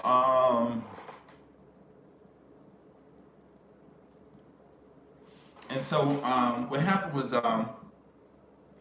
was eventually things happen. These husbands would get their paycheck, go out, spend all their money on another woman. The wife and the kids would be at home, starving, and all this stuff, while he out, you know, simping his money away and stuff, or tricking his money away and stuff, you know? And so eventually these kids are growing up hungry and stuff. The government had to do something. So they said, okay, fine. This is the way I explain it. The government said, fine. You know what, y'all women, get rid of them men. We're gonna take care of you. Women like, I don't want well, either your kids gonna be poor, or we're gonna give you free food stamps. And which you gonna do? Well, security's first. But even still, people doing their dirt and whatever. So I'm trying to explain that to them. Oh, you wrong, it's the white man. I said, listen, man, listen. Slaves had a better chance of getting their freedom than we do. If we went to war, white man, there's zero chance we're gonna win. Back in the slavery time, they had the chance to win. They didn't do it. Okay, so you're talking about all this, and I said, and these guys they didn't even live in that time. They live in this time. I said, you know what's wrong? Well, they're all mad because they can't get no women. I said, you know what happened to the world? They're like, what happened?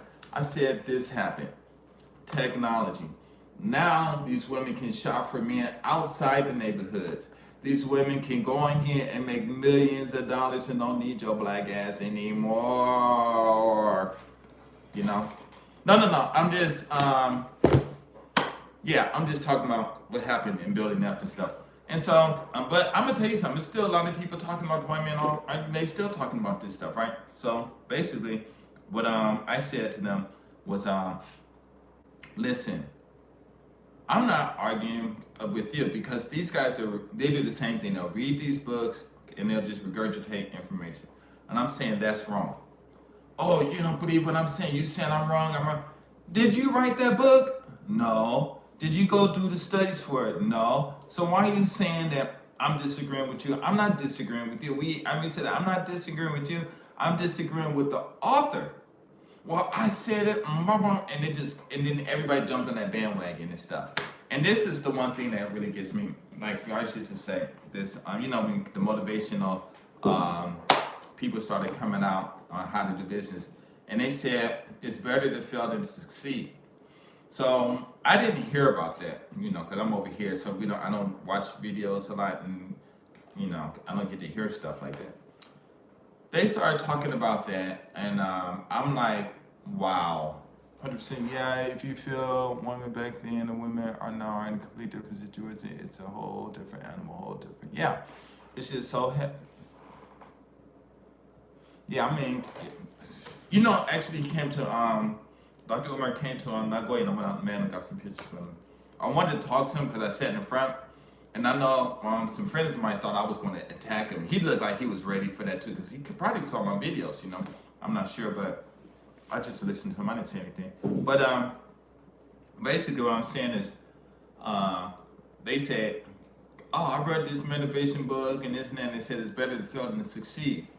And I'm like, man, that's the stupidest statement I ever heard. And he's like, no, it's true. Why are you going to see? There you are. You think you're right. And I said, you're damn right I'm right. That's stupid. No, you got to fail first. It's better to fail first. I'm like, wait a minute. I got all my business I did. I did not fail. I was successful the first time. Only reason I don't have the jewelry business because I gave it to my wife.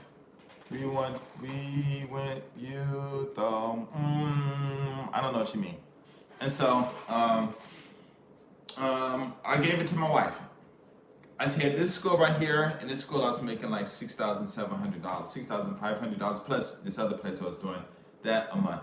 And then I was doing my own jewelry. So this school, the reason I'm not really doing well was because I stopped advertising. And the jewelry, when I was selling on my own in flea markets, I just stopped doing it. I still got a lot of that. I got so much silver, it's not even funny, But I just stopped doing it. I didn't fail, I stopped. And I said, wait a minute. So, and I'm trying to explain this to them, but of course, they don't want to, they just think they're right. They read a book, they regurgitate it, I'm right.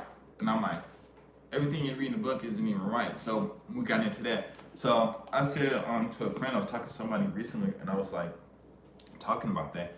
And I'm like, just imagine, if you fail first before you succeed, what does that fail mean? That means that it stops. That's it. It stops. You don't repeat. It's like you go to school and you're taking the test and you get a fail. You're not going to get a chance to take that test over unless the whole class fail. Otherwise, that's it. If you fail in the college class, you can take it over, but it's done. So you're talking about you're gonna do something, finish before you succeed. But if you keep failing, then how you gonna succeed? The dude said it's better to go to do something, go do some business, whatever, and fail the first time than it is to succeed the first time. Now, how stupid does that sound? Now, the reason they're saying it is so you can learn something. But guess what? And I'm like, I understand that, but I said, guess what? I'm one of them motherfuckers who do this shit the right way. I listen to my elders. I listen to my teachers. I listen to the black people in my neighborhood. And when I was in Detroit, when I was a little, when I turned 11, when I moved out here when I moved out to West Los Angeles, I listened to them rich white kids' parents. I listen. They say, you do this, you do this. Okay. Now, why am I not rich? It's because I joined the Air Force, because I should have married that time, man. I'm not going to bed, boy, because I'm smart. I'm not a dummy. Now, listen. People are like, you dumb. I said, okay, can you teach a 3-year-old kid to multiply and divide in less than 10 minutes? Because I can do it. I can do it. Can you guys do it? So, but just because I'm smart don't mean nothing. It's easy to do it. Because I show a lot of people. I show some people how to do it and tell them to start their own business. When I show it to them dudes, get mad tomorrow, you make me look like a fool. It's only multiplication and division, right? So anyway, my whole point is, these guys always saying I'm perfect. But I tell them, the reason I'm perfect is because I read books. No, the reason I sound like I'm perfect is because I just repeat what I read. And then you guys take those words that I read from a book that somebody else wrote, and then you get mad at me because it sounds perfect to you, and it's coming from me, but it's not my information. I keep telling them, but they don't want to believe. I'm like, you know what? Listen. And if you guys watch my videos, what do I say in my videos? I said, all this information I'm sharing is not from me. It's from them people in the hood, it's from them white people, it's from this and that, and I'm just sharing it. Did I not say that in my videos? Okay? Man, shut up, man. You're not perfect, because if you was perfect, you would have been first. Perfection comes first, and all the imperfections come later. Okay?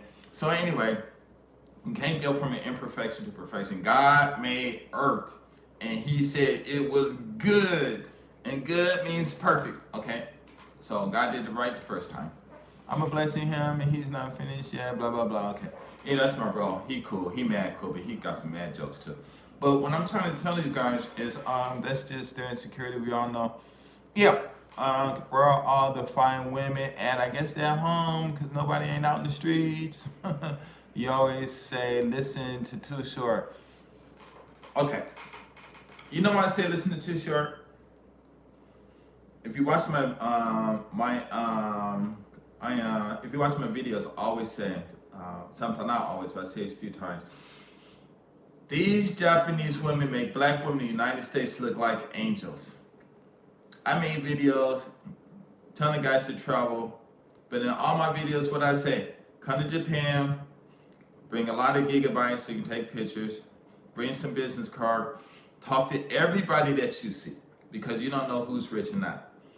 Look at the mom and pop stores, see how they're doing business, and then go home. Plus, YG just got into his simple math. If OG, Young G's, if OG got 20, 30 years on you, he's giving you some game. Beware, he's not imagining if you.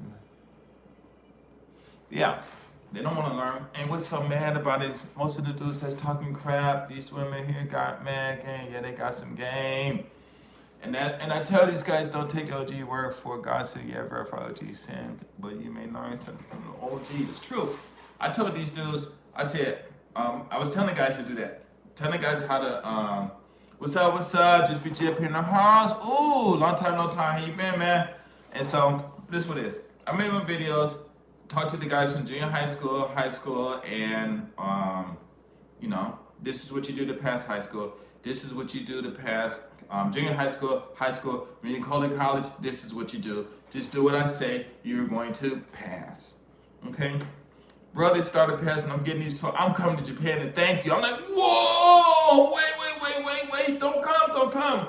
Wait, I didn't make any videos about the women. That's when I started putting out them videos saying, man, y'all gotta watch these women. I said, listen, Japan, and I say the same thing in my videos, and I know I'm repeating myself, Japan is 180 degrees different from the United States.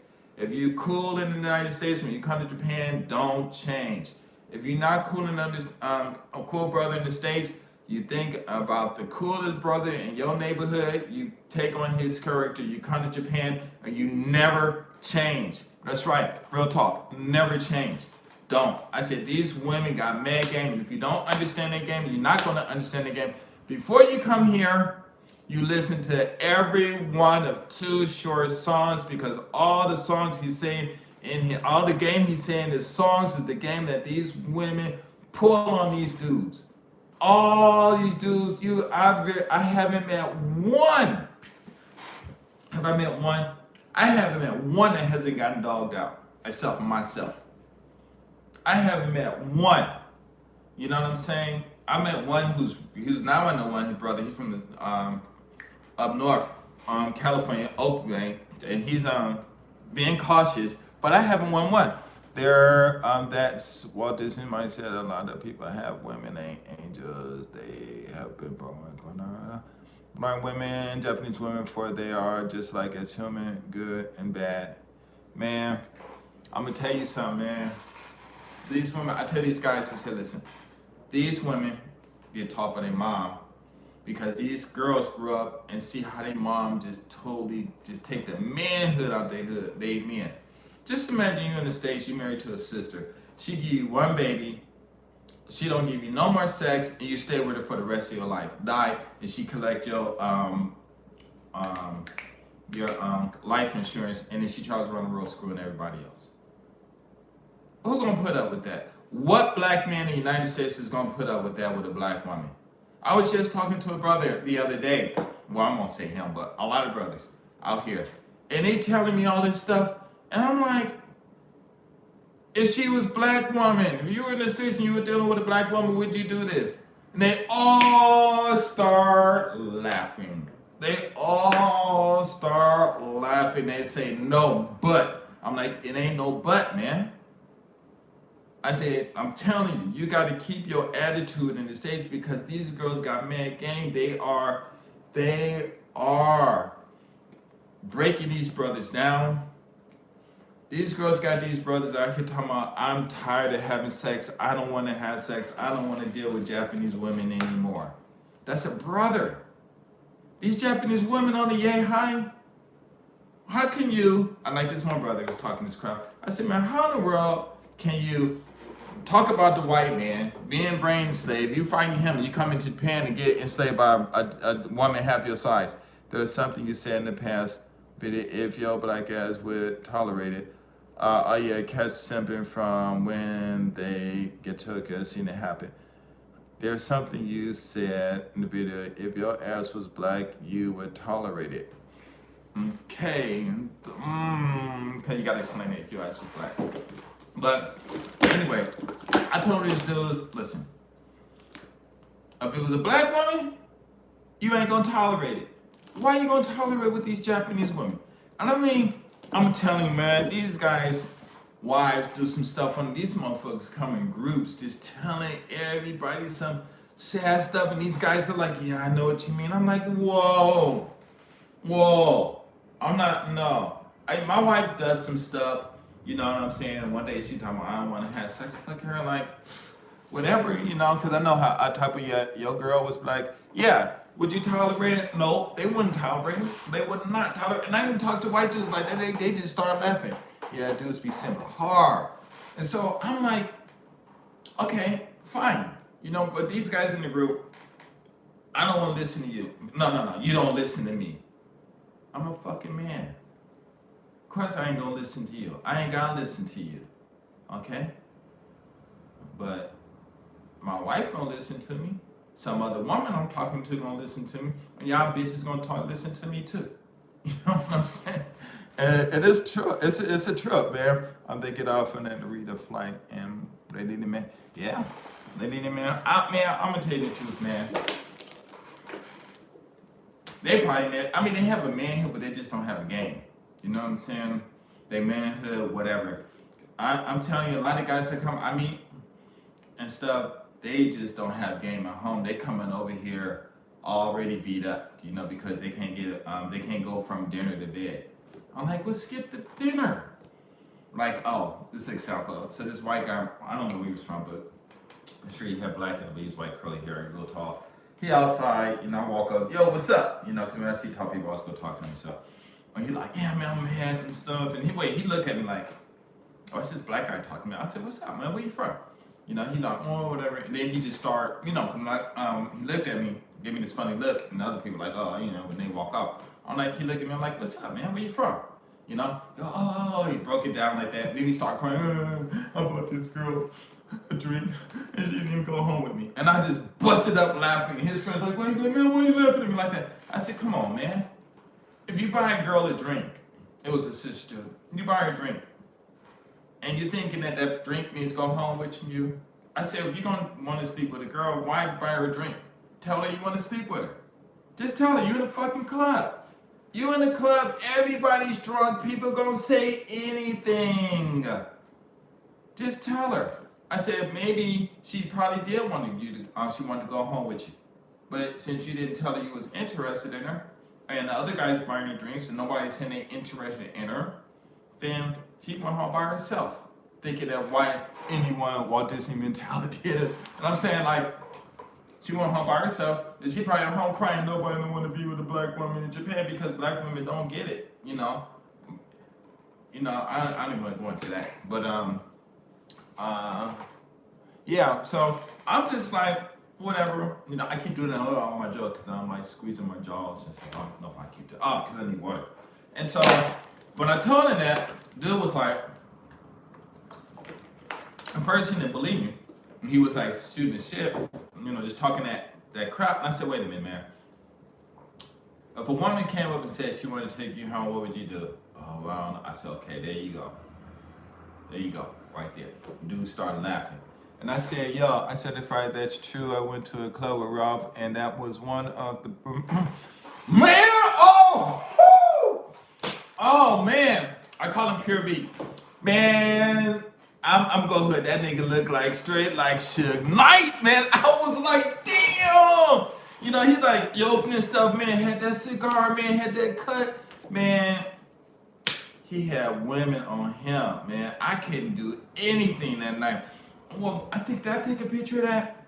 He was up there. He did this one Japanese dude.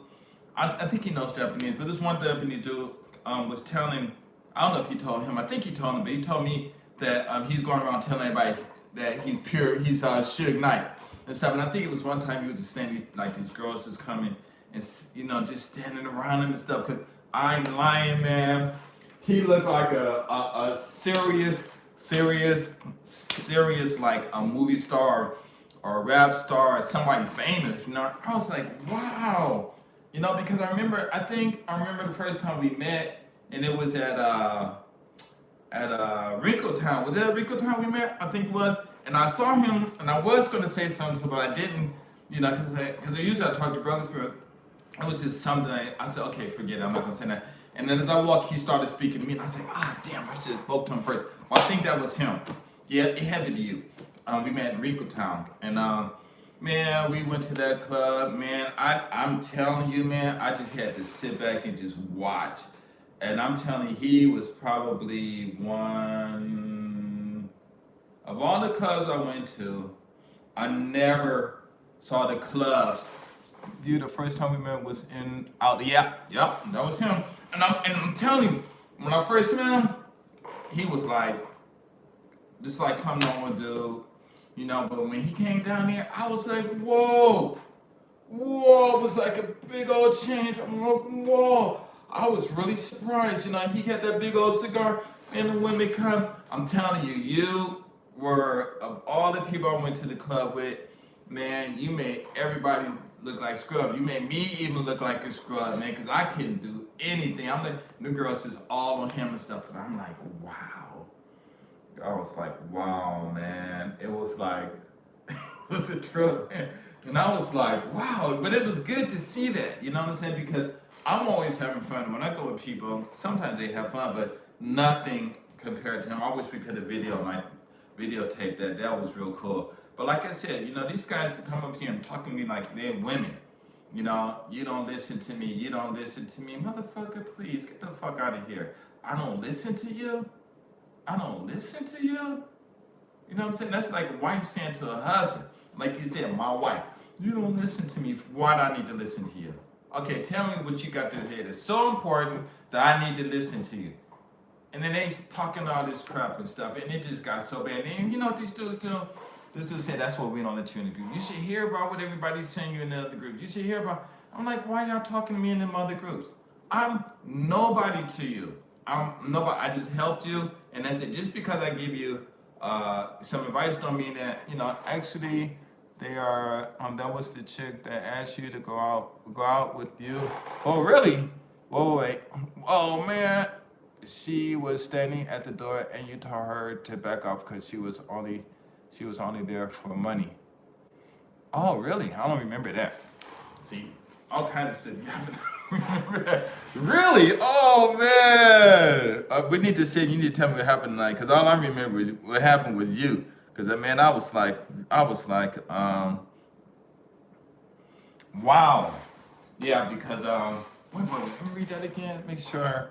Read that in tobacco, because she was only there for me. Yeah. Yeah, because I don't remember what happened. All I know is I was just telling my friends what happened, like, yo, and then later in the chat, I was telling them, what happened in the club and what was going on. But, man, so I tell them guys, whatever. So they talking about me behind my back. And I'm like, damn, man, if I'm that bad, listen, I'm no one special. It's easy to forget about me. I said, I don't think about y'all. I don't think about none of y'all. The ones that talking about, I don't think about y'all until I go in a group, and like recently it was this one group. Group I just recently deleted. And it was this dude, his name is Op. Kind of Op. This dude talking crap, calling me uncle, all this stuff. And I took it for a long time. This other guy, his name is something, and I don't know what his race was, and I kept asking, he wouldn't tell me, and they laughing and stuff, and everybody laughing and stuff. I got mad. I said, all right, y'all want me to bring it out? I'm gonna bring it out. And I said, yeah. I said, yeah, you. I said, yeah. I said, you. I said, the guy who had. I said, yeah, you, the guy who has a name that sounds like a woman's getting a dick stuck in her mouth. Because when they open it up, they they said. Man, I said that, man. That motherfucker didn't reply for a long time. And then the other dude kept on. I said, yeah, you who don't have who don't know what race he is. You know what I'm saying? Hey, what's up, all the new people? I don't want to say that, but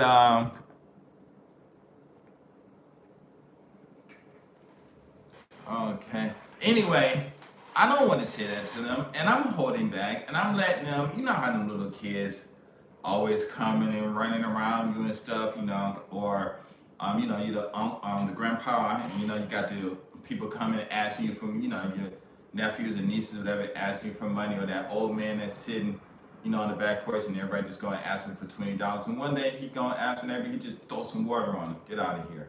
Not today. You know what I'm saying? So it was just like one of those days for me, because I just got tired of it. So I asked a few people, about it and everything, and they, well, we told you the same thing. You never listen, you never listen, you never listen. And then this motherfucker gonna say, see, they said, how do you say that? See, you old. You know what they say? Dude's name was Kenna. Oh, yes. See, I didn't even want to say his name, but thank you. But, yeah, that's what it was. And he got mad too. I'm like, hey, I'm not, hey, I remember that stuff. I'm not stupid, you know what I'm saying? I got my hair all looking raggedy and stuff and all this gray and stuff, but I still go to the club and women come to me. I'm gonna show you guys something. I can't, let's see. Oh yeah, I remember that dude. Oh, yeah. And I got a new players club. If you guys want to join it, let me know. But I'm vetting only my YouTube friends. Peer review, you definitely getting in. Don't invite nobody, because the first chat, like I said, I said I didn't want people like wanted to start inviting their friends, and I was like, no, because they're not YouTube friends. YouTube, then we how can I say that we it's going to cause conflicts because I'd rather have the people in my group who I know. And like I said earlier, I would always ask people things about my videos, and if they watch them, they'll know the answer, and I'll let them in. So it just got really bad. I picked this up to look for something. I forgot what I was looking for, so whatever. But anyway, yeah. So basically, I always get this: you're right, you think you're right, you think you're right, and I'm like, it's not about me being right because I know you're full, so I'm gonna read books and just talk to you about stuff I read in the books. It's arbitrary bullshit. You know what I'm saying? Anything. It don't even matter. Oh, you think you're smart. You think you this. You think you that. And I said, okay, then okay, let me compromise and talk about they stuff.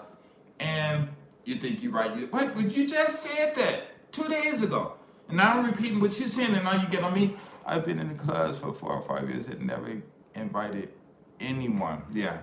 Okay, cool. All I'm saying is, I'm not judging anybody, I'm just saying, hey, thank you, Ellis, Darkholm, hey, Roast the Clowns, keep on doing your thing, yup. And so, thank you. And so, yeah, just let me know, I'll let you in, because I want to have this Players Club, because it really is good, for brothers just to get together and stuff, but don't hate on me, because remember, like I tell them, hey, I didn't contact you. You contacted me. You know what I'm saying? Except for this one guy named Fami. I did go. I'm telling you, I'm in Toronto, buddy. He's in South by. He's just visiting from Canada's wife. And I get this message. God said, just go to Triangle Park. I'm like, for what? He said, just go. I went over there, saw him. I'm telling you, I didn't even know what happened. This dude recently told me. I come into Triangle Park, he's sitting, right? Like that round thing, if you ever been to Triangle Park. I just come up to him, I sit down right next to him, spit game. This is what's going to happen when you come to Japan. This is what your wife is going to do with you when you come to Japan. This is what you do to counteract this. This is how you act. This is what you do. This is what you do. You get in my videos, you get a second income. Don't tell her. You find you a Japanese girl, be a friend, don't fuck. Because the minute you do, she's going to stop helping you. You get you your own apartment, and you don't tell your wife where it is. If she's living at home with her parents, don't move out because the parents are going to take care of her. You're going to have your free. They don't give a fuck about you. You're going to be like that book, The Invisible Man, And like how white people, like we're invisible to them, you're going to be that, but that's going to be your asset because you can come and go anytime you want because they're not going to tell you not to come in late. They're not going to say a damn thing to you because they still back in their mode and they're probably scared of you. So don't move out the house. I tell a lot of brothers that them motherfuckers move out the house and their wife beat them down. Dude calling me talking about, man, wife won't even give me no sex. I'm like, you got all the women. Yeah, it was a bit. You got all the women, This dude down in Kyushu, they got fine women down there, Fukuoka and stuff. Man, shoot, man. They got some bad, the further south you go, they look black too. I went to Okinawa, see them sisters down there. Sisters and Japanese women living there. I'm like, damn. I need to come back out here, but I went home the long way through the mountains and driving through the mountains. I'm like, I don't want to go back. But all I'm saying is, I tell these guys, wait, I broke my thought. So I tell these guys that, again, when you come to Japan, if you're married, number one, find you a Japanese friend. If you act like a chump, you're going to get treated like a chump. You know what, man, Prince? That's so true. But in Japan, I'm going to have to say that it's not 100% true, but you're right, it does happen in the States anyway. Out here, these dudes come out here, man, I'm telling you, man, they roll up, yo, what's up, man, what's up? Oh, what's up, cutie? Yeah, what's up? And you see in 2 weeks, and they walk them like, yo, man, what's up? Well, okay, yo, what's up? And the wife like, slapped her hand. Do you know him? No. Well, why are you talking to him? I told you don't talk to people you don't know. Oh, I'm sorry, I can't talk to you. My wife, she said I can't talk to people if I don't know 'em. And I'm telling you, I'm teaching English. I'm teaching these little girls. And these people walking by, I'm waving. These little girls come, these Japanese girls, like, do you know that person? I'm like, no. Well, why are you waving at somebody that you don't know? And I'm looking, and these girls are like 8 years old, 7 years old. And I'm like, man. I'm like, man, these girls are, ooh, man. I'm like, man. Man, I feel sorry for who these girls look at. And I'm like, I'm a grown man. I can say hi to who I want to. And I said in Japanese, but I say it in a nice way, I have a Mexican guy like that. Yeah, man, it's a whole bunch of, man, they're like, oh, okay. And another guy would say to him, like, I'm not Japanese. And when I say I'm not Japanese, they're like, oh, okay, it's okay. But this is funny. 7 or 8 year old girls, 7 or 8 years old girls telling me not to say something to someone that I don't know, and I'm an old ass man. I'm like, wow, these mothers got mad game, and I tell these guys, first thing you do is you find your woman. You find your beautiful one too, but you find your woman that's a friend, don't touch her. Then you get you a place. Don't tell your wife where you live at. Okay? And then you and get a cheap place. And then you if she living with the parents, don't move out. I think I said in that order. And then later on I started adding, make sure you get your own source of another source of income if you're the type of person that's gonna let your wife take your money. Okay? And my wife, she don't touch my money or nothing, So it's just a trip, And I'm like, wow, and these guys like my wife, dude, like my wife don't call me when my wife don't have sex with me. I said, okay, just walk around the house naked. Then he called me a week later, oh man, I walk around the house now, we having sex and stuff. I'm like, oh my God. Why in the first place would you call a brother in Japan, just to complain that your wife ain't giving you no sex when you can go out in the streets and get it? And they got those red light districts.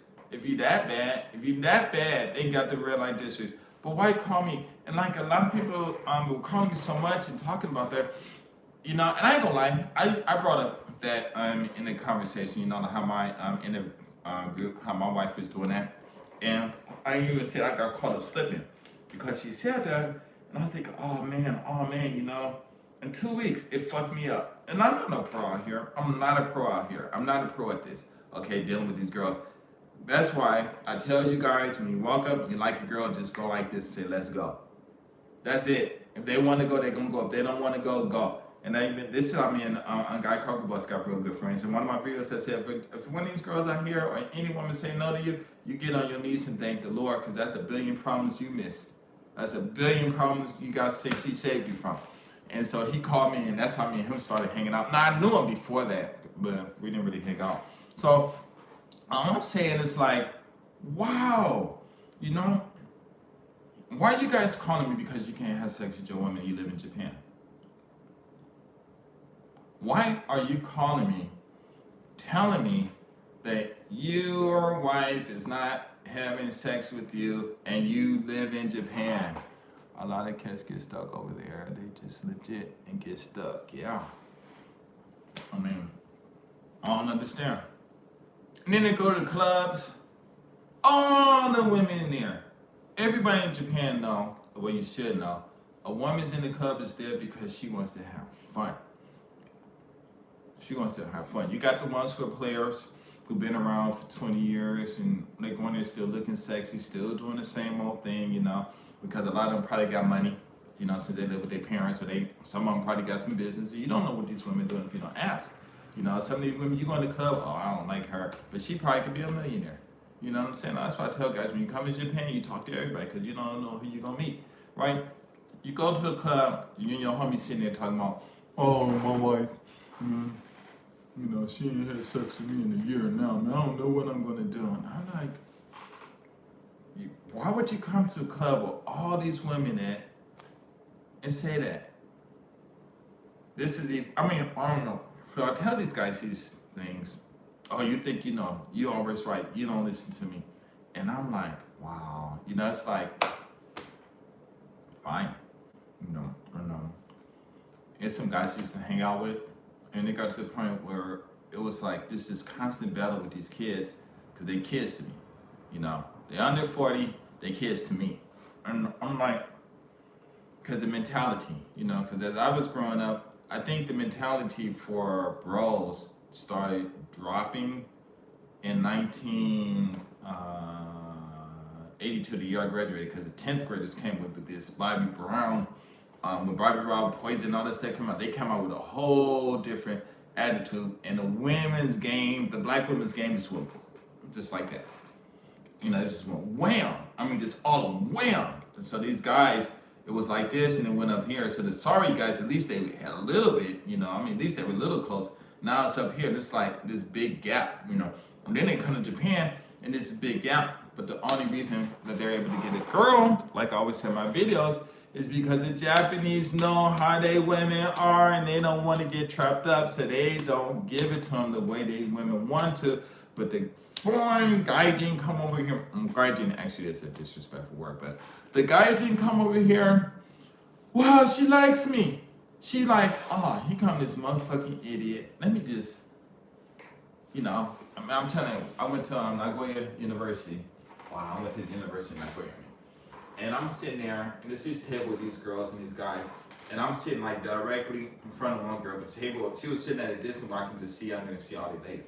Man, this girl just opened up her legs like this and kept on like that, and just showed me her, they were like the cleanest white panties, pair of panties I've ever seen that weren't hanging on, that weren't folded up in the store. And I'm like, wow, she kept doing it. And I was gonna get up and, you know, get her number, but, you know, I'm thinking like all these people, whatever. Man, I could have got her, took her right out, and bam, bang, bang. You know, and I'm telling you, that's how it is. But these guys don't understand that, Japanese girls are innocent.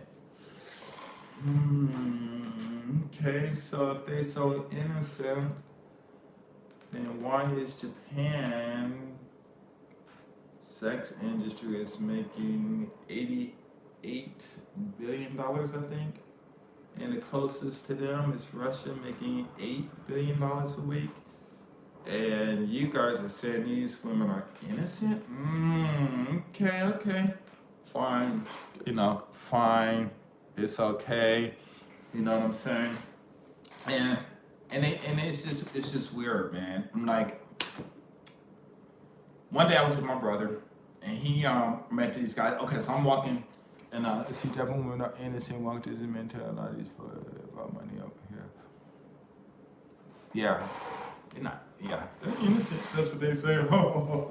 But it's funny. And so my brother, I was walking and I met past these brothers, and I said, "Yo, what's up? Where y'all from?" They tell me I'm from LA. They look at me thinking I'm African and stuff, you know. And they don't even want to talk to me. Then my brother, he's a lot lighter than I am, and they obviously were going to meet him. And then I walked back and I saw him and said, "Yo, what's up?" And I woke up, "Yo, what's up?" And they looking at me, and I say, "How y'all doing?" They don't even want to talk to me. And I'm like, okay. And I say, "Y'all know this is my younger brother?" And they're like, "Huh?" And my brother, he tripping and stuff, you know. I said, "This is my brother." He tripping like he don't want to, whatever. And I'm like, "Man, shut the fuck up. You know, goddamn well I'm your big bro stuff, you know, fucking head and shit, right?" And all this stuff. So we all go eat and stuff, right? And then there's these other brothers. They weren't brothers, but I don't know what they're Mexican or something. I don't know, but they kind of look like brothers, but they weren't. And well, they could have been mixed, but you know. So they sitting like next to us, and there's other things. So I'm talking to them. So I'm spitting game. So I'm telling these brothers, man, if you go to, I say I've been here for a while. You go to Japan. If you want some sex, we're gonna go to this club. You go on the dance floor. You go in and you start digging like you whatever, grinding and stuff, and you close your eyes while you're doing it, you know, and then open your eyes, and you're gonna catch them women looking. And then while the one sits looking, you say, "Come on," and get them. Because I said, when I go to the club, if I want to have sex, that's what I do. And I said, and tell them, she come dance with you, you got to get down low because they short, you know, get hard, grind on that clitoris, and as soon as she get that, she go, she'll tighten up and she'll grab you. After that song, that 1 or 2 songs, bounce. Take her back, wherever you're gonna take her, because she gonna go, but keep your fucking mouth shut because she's drunk, you drunk, she's feeling it, you feeling it, But if you keep running off your mouth, you're gonna say something that's gonna make her lose the feeling, and she gonna walk away and go right back into the club. So these dudes are like, oh, I don't believe it, I don't believe it, I don't believe it, whatever. You show me, show me. I'm like, fine. I go in the club, I do it, meet this girl from Kyoto, take her back, bing, bang, bang. You know what I'm saying? We come back in about an hour or two later, maybe an hour and a half later, and these motherfuckers gonna come back tomorrow. What you come back for? I said, nigga, what you still here for? You know what I'm saying? And they're like, oh. And then the motherfuckers break dancing. This isn't in the club here, okay? They break dancing.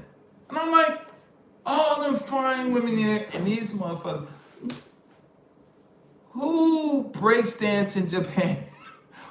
In a club. What brother do you know who breaks dance in a club in Japan? Like, wow. I'm like, wow. I was like, wow. I'm like, okay, fine. I'm like, I'm just laughing, man, because this is totally funny. So, these guys are like, you think you're right. Yes, I don't think I'm right. I don't have to think I'm right. You think I'm right. Because it's like my Players Club.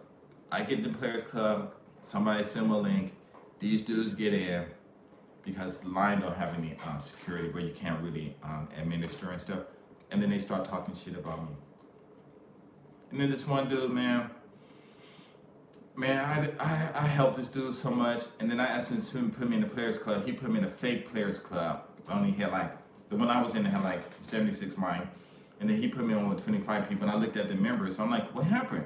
He's like, oh, I don't know, it's your club. I said, why so many people? He like, blah, blah, blah. I'm like, okay, fine. Then I looked at the names. What happened was this one dude kicked me out the club, changed the name, and then one of his sorry ass clubs, he put the Players Club. And then they added me to that. So, but I got a lot of faithful friends in the Players Club. So I asked one, hey, let me in. He let me in. I deleted that shit. And they get mad because I deleted it. But that's my club. Well, you said Darius gave you the idea. I said, yeah, he gave me the idea. That's fine. He gave me the idea, and there's nothing wrong with him giving me the idea. But it's my group. Because I did tell him, you make your own group. But he didn't have the people that I did, and it's kind of fucked up, I want to say it's a traitor, but I don't know. And then the dude was like, well, why you gonna say it's your club? Because you said it was Darius' club. And I said, I already told you why. I already told them dudes why. When they thought it was my club, oh, the Player Club sucks. I'm like, well, why you in it? Why, it just sucked. I just come in here, just see how sorry it is and everything. And then I said, okay, it was Darius' idea to make it. Then the motherfuckers switch up like that, talking about, oh, this is a nice club and blah, blah, blah. And I'm like, man, y'all some sorry mother. I'm like, wow. You guys, are you serious? Are you really that, what's the word for it? I guess mental. Are you really that mental? I mean, like, wow, I couldn't believe it. And this guy even brought that up, when I asked him some questions. And this dude gonna have the audacity to tell me, don't email me no more. I'm like, really? So anyway, the other guy, when he put me in there, I went back to him and I said, if you leave for the girl, just give ups. Go back up. If you live with a dap, I'm gonna be dancing on the floor. Ain't that the style? Everyone got his own style, slower style compared to another style. Man, but yeah, you don't hate. Shoulda gave dap. Yeah. But they ain't gonna do that, because this was my first time. They didn't even want to talk to me. Went from not even saying want to say hi to me to beat my brother. I'll pop up. They looking surprised to go to a restaurant. We eating. I invite some other guys to go. I go to the club. I tell them this is what they do. They say you show me. I show them. They start breaking dancing, and start break dancing. And then when I leave, those other two guys were outside. And I ran up to them. I said, "Yo, what's up, man?" I said, "Y'all get any girls?" I said, "No." I'm like, "Come on, man. Go back and get some." No. So we walk. I'm seeing these two girls walking down the street. I swear they were desperate for conflict. Yeah, I guess so, man.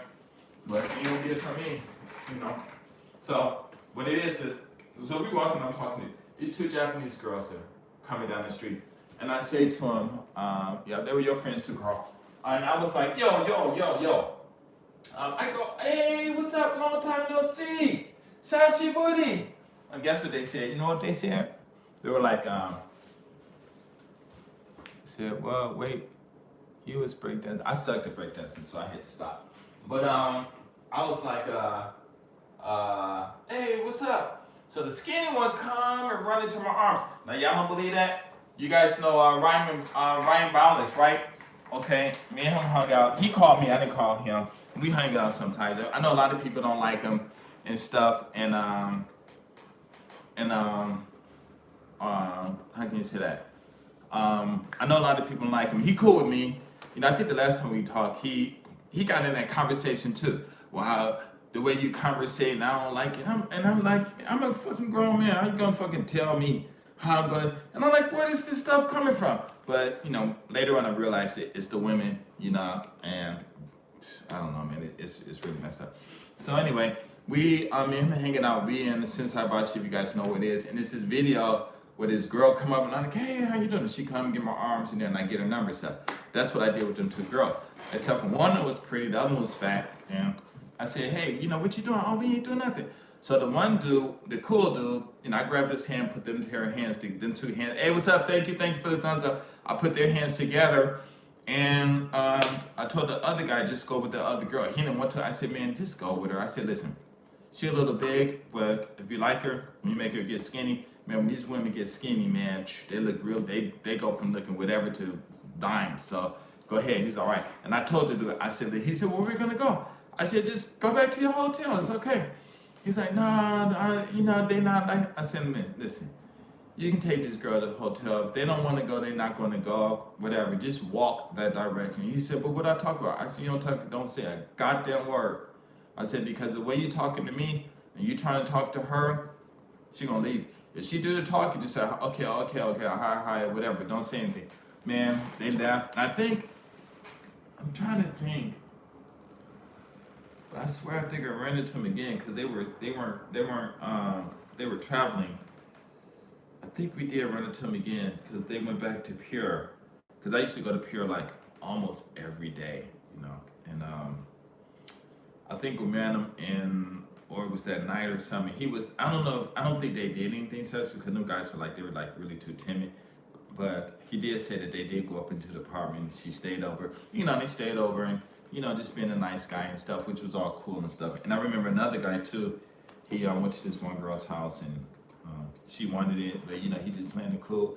And she kicked him out the next day and told him she didn't want to talk to him. No, he called me up, and this is before my D Love Black Man videos. And he said, what happened? I said, man, that girl didn't want you over there sitting in her house. She wanted to get down, and you didn't even, yeah. And I said, you didn't even, hey, what's up? Who is that? Neo, what's up? And let me look at this one so I can stop putting my finger all up on the screen and stuff. And it was a trip.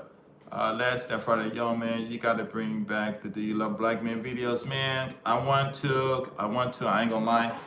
I want to, but I told you guys how I made the stories. I just go out, well, the first few videos, because me and my brother, he was with me when I first started doing it and stuff.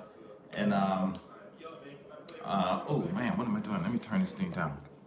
I use this just to write videos, not write videos, but whatever. Japanese women are show. Okay, let me see, yeah, because I can manage it here. The Japanese women are only angels. Only angels, ha ha ha. Not all women, but Japanese women only are angels. They need to go to offer to meet the females. That's it. Man, I put on my Facebook that Japanese women got so much game that they make, yeah, no. I'm gonna tell you how I made those. I put on my YouTube, Do You Love Black Men feed on my Facebook. Japanese women got so much game. They make, black women look like, what's that thing called? Look like angels, you know. Love to visit. When would I have no idea? Hey Ralph, you should get a podcast going. Okay. Um, you know what? That's what some dude told me. One dude. You remember that story where I told you how this one dude from England, he went for a Skype interview, and I was telling him how he how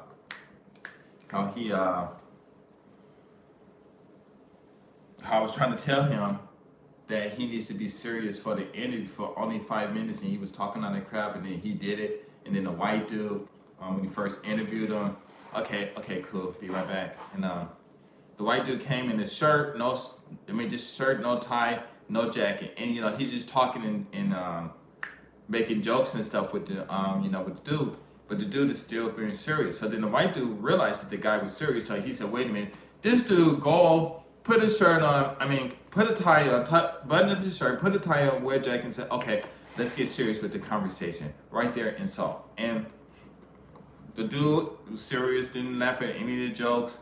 He didn't laugh at any of the jokes, and wow, that's seriously like, he eventually said, okay, we're gonna do the second. Hey, what's up?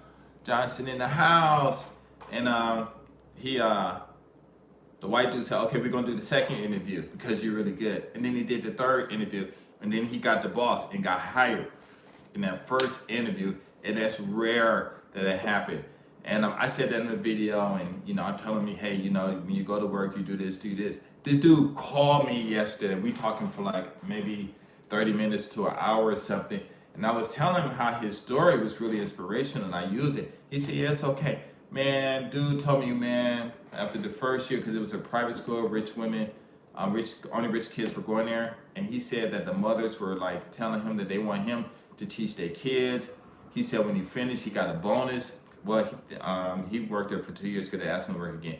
He said when he finished, the boss gave him a $4,000 watch. I forgot the name of it, but a $4,000 watch. Called him his son. He's still keeping in contact with the dude. And the boss said, hey, if you ever come back to Japan and you need you might see something by, okay, yeah, if you come in, then that's cool. Yeah, if you want to hook up, let me know. Yeah, let me know, because I always meet people and stuff. And what was I saying?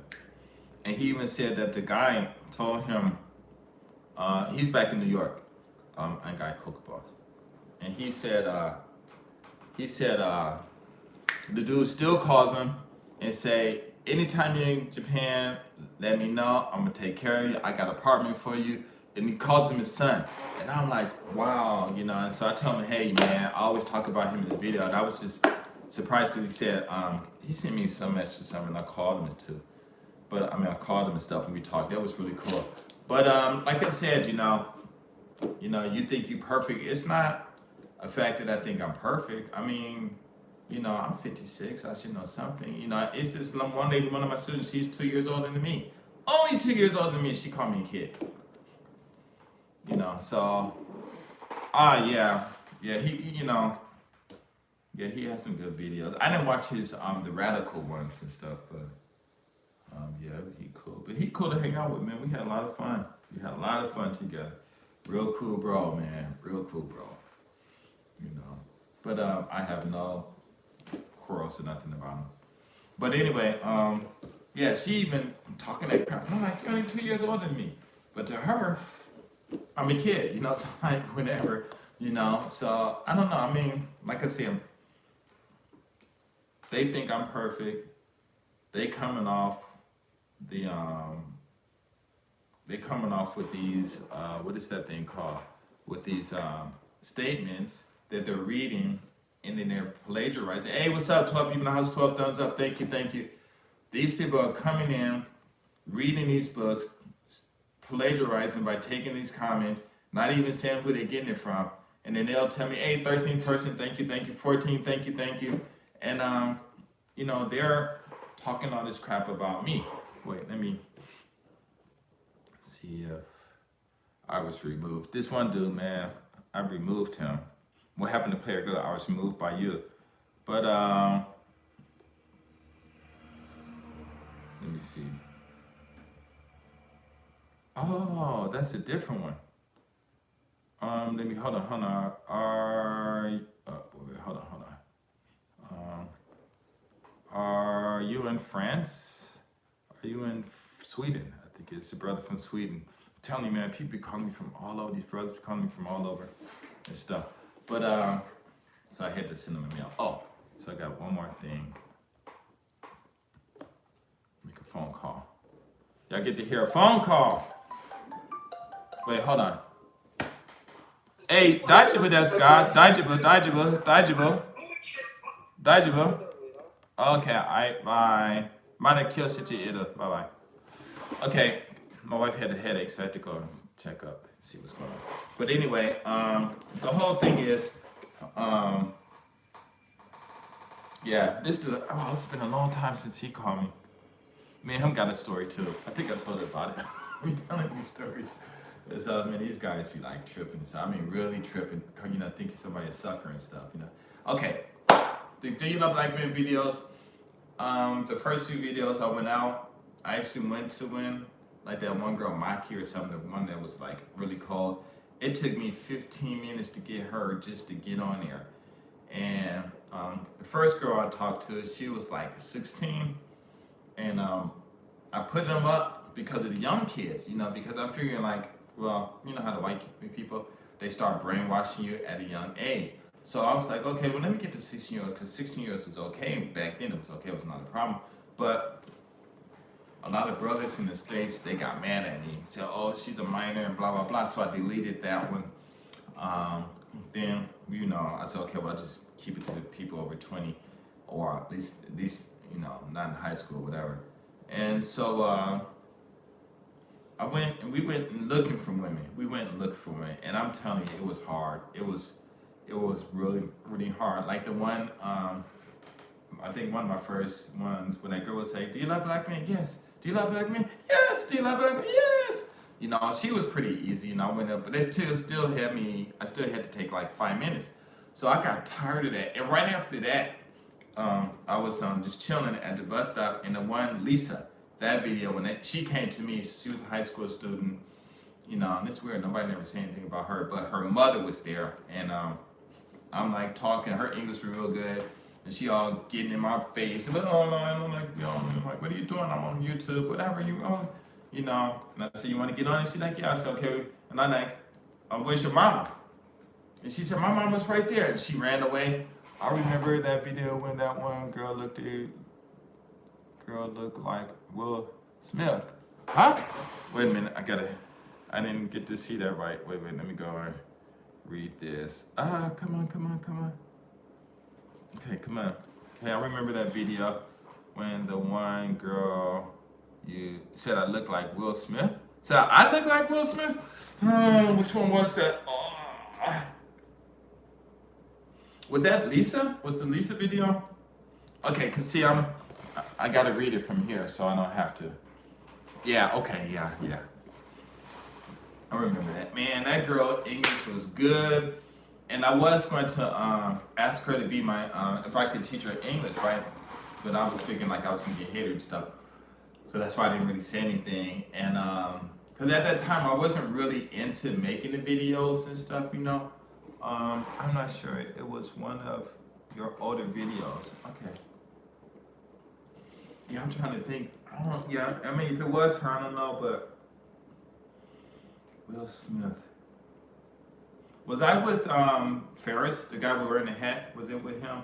So I'm thinking he was with me that day. But anyway,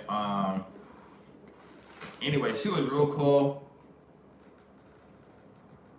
So it was with Ferris. If it was with Ferris, the black dude that was wearing the hat, then I think I kind of remember that video. I forgot. But anyway, maybe I need to go back and, yeah, okay, maybe it was him. So maybe I need to go back and watch some of the videos. But what it was, I got tired of asking these women, you know, 5 and 10 minutes, can I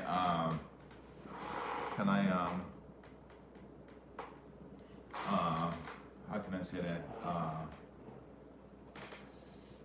Asking them and stuff. So I just stopped, you know. And then what happened was, me and Ferris, DJ Vegas, his name is, but it's Ferris in the videos.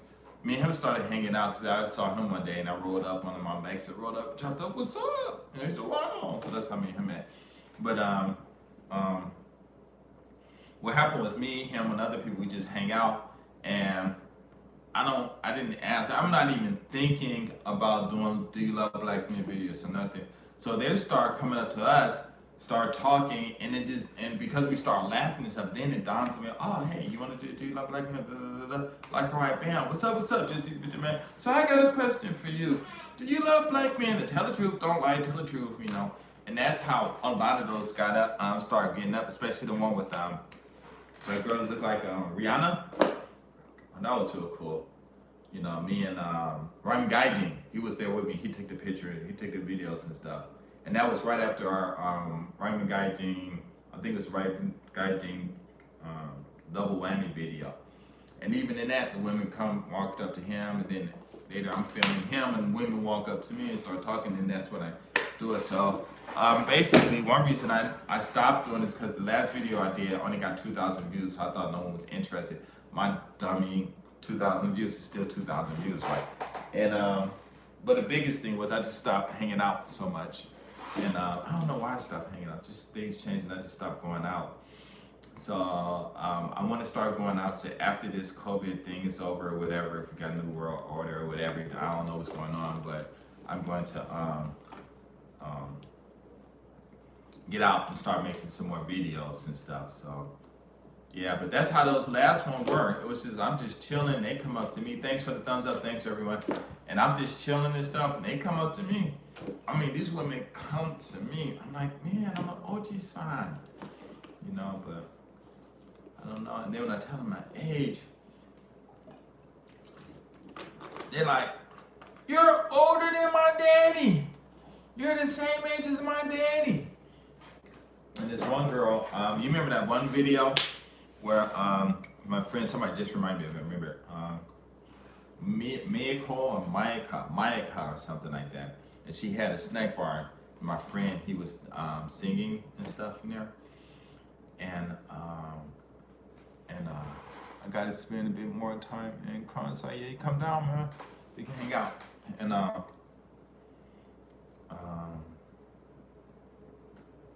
anyway, that video, she has her friend and that she worked with. This girl, she don't look all that good. She got a nice body, but her teeth all messed up. But I can't even talk. You see that? One teeth.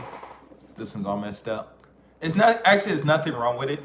The doctor lied and said there was something wrong, and he did something. He was gonna put that brown stuff in it, and I was like, no, don't do it. You know, he panicked and stuff. And I said, let me live on the other side of the world, because my teeth are all clean and stuff, white. I said, okay, go ahead and do it, because I said, let me see what it feels like to live on the other side of the line where you got some defects. So this here is his color, but there's nothing wrong. My tooth is still alive and everything. You know, and I actually tell the truth. I do. Some people don't really care about it. Some people kind of say something about it, but I'm like, yo, sucker, this teeth is still alive. There's nothing wrong with it. But he just drilled a little hole in the back. Didn't even do anything. So I'm like, okay. Let's see. Oh gosh, don't say that. No, actually, I tried to go home twice. And things happened and ended up bringing me back. Not because I ran out of money or anything. The first time I went back, and I wasn't going to come back, and I was still married. Me and my wife, my first wife, was still doing well. And I just got used to being back, you know. And she said, "Well, are you coming back?" And I'm like, "Well, you said if I leave it, and you're not going to send me any money. So fine." I said, "You send me a ticket, and I'll come back, whatever." So I guess she missed me, so she sent me a ticket, so I came back. And then I left again. I went back to the States, started my own jewelry business, and Los Angeles went down, you know, got the license and all that stuff. It was really easy to do. And then I was on my way to Thailand to buy some materials and stuff. I mean, some more merchandise. And I was like, okay, let me just go and stop in Osaka and run around, catch up some of my friends and see what's going on. Because I wasn't going to go to Nagoya, just hang out in Osaka, but so I just called and said, yo, what's up? You know, she said, oh, I'm fine. Where you at? I'm like, oh, I'm in Osaka. She said, what are you doing? I said, I'm on my way to Thailand. I'm on my way to Thailand. You know, oh, what, really? She said, oh, I need your help. I said, well, she said she ended up breaking her foot because this hotel where we stayed at, the owner tried to, I guess, tried to have sex with her. She ended up breaking her foot. But, you know, after we started messing around, I mean, we had an open, I mean, that's a whole different story. And so she said she wanted me to help. I said, okay, well, you gotta give me a visa. She said, fine. So I went there, and it had 1 year, 3 year, and a permanent residence. And some said check the permanent residence, and I'm like, oh, maybe not gonna give it to you. Somebody said they're gonna give it to you, and I said no. I just checked 3 year visa. Had I checked the permanent residence, I would have got it easy. Back then, everything was real cool. But all this Do You Love Black Men videos, none of this stuff would have never happened. And probably I would never even come to Osaka to live or nothing like that. I mean, Wakayama. But anyway, so that's why, you know. So actually, and so I didn't even go to Thailand. You know, I just stayed here, and I've been here since. So I don't know. I don't want to live here all my life because actually my dream is to have a business in every country and have a house in every country. And that was my dream. And actually my dream when I was in junior high school, I wanted to go to college and get like 12 PhDs because I was pretty smart. And actually I said, I don't care how old I am, I'm always going to go to college. And that was something I wanted to do, but then I ended up making this money and come out here and blah, blah, blah, and so here I am. But the Do You Love Black Men videos, I will make them when I get out and stuff. I've been going to clubs a couple of times, really fun doing things, but right now I haven't really been going out, so that's why I haven't been making them, so sorry. Other than that, I don't really have too much to say, but I will say that it's really interesting to hang out with these young men, and some of them, you know, the same age as my daughter, you know, and she's in her 30s, you know, or a couple of years younger, and older, you know, and I'm like, wow, you know, so this is weird, but you try to tell them, so I'm gonna finish this one story. So the guy, after they changed it, he added me to the fake one, and I looked at the members, and there was some people in there that, you know, I definitely know I would never let them in my group because they just jerks. So I went back to him and I said, you know, why did you do that? I don't understand. You know, because I helped this dude a lot in his life, you know. I even helped him, you know, get some money from women and stuff, you know, only because this one girl was talking to him and bothering him in Japanese. I said, well, just leave her alone. He didn't want to, so I said, hey, just tell her to send you $1,500. If she don't send you $1,500, then tell her you're gonna block her. I had to convince him to do that. He finally sent it. Man, he got that letter back. I mean, he got that money like within a month. I think he said boss is back. Yeah, he's in back in New York. From what I think. Yeah, last time I talked to him, he was back in New York. And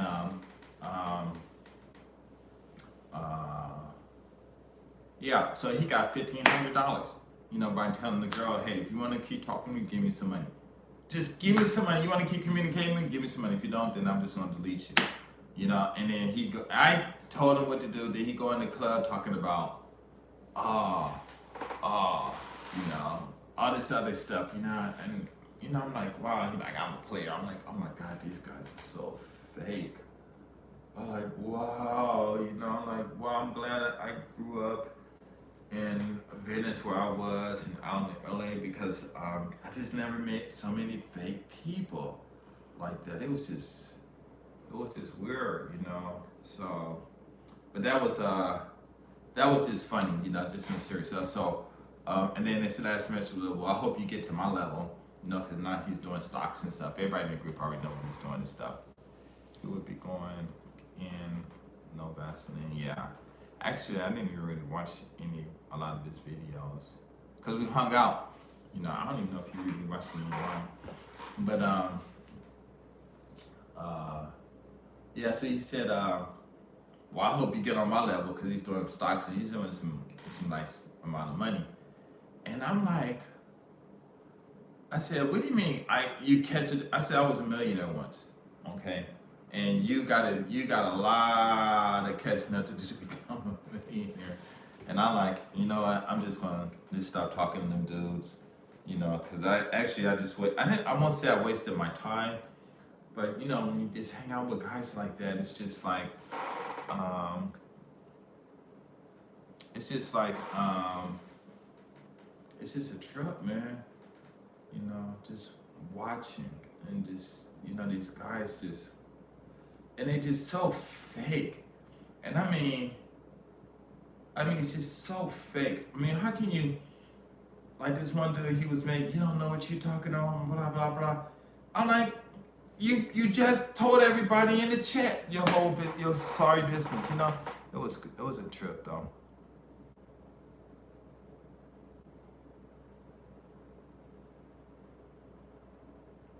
Yeah, that's what and that's what I told him too. I said I used to do that a long time ago, and I just stopped, took all my money out and stuff. And actually, I stopped sending money into it, and I had $7,000 at the time.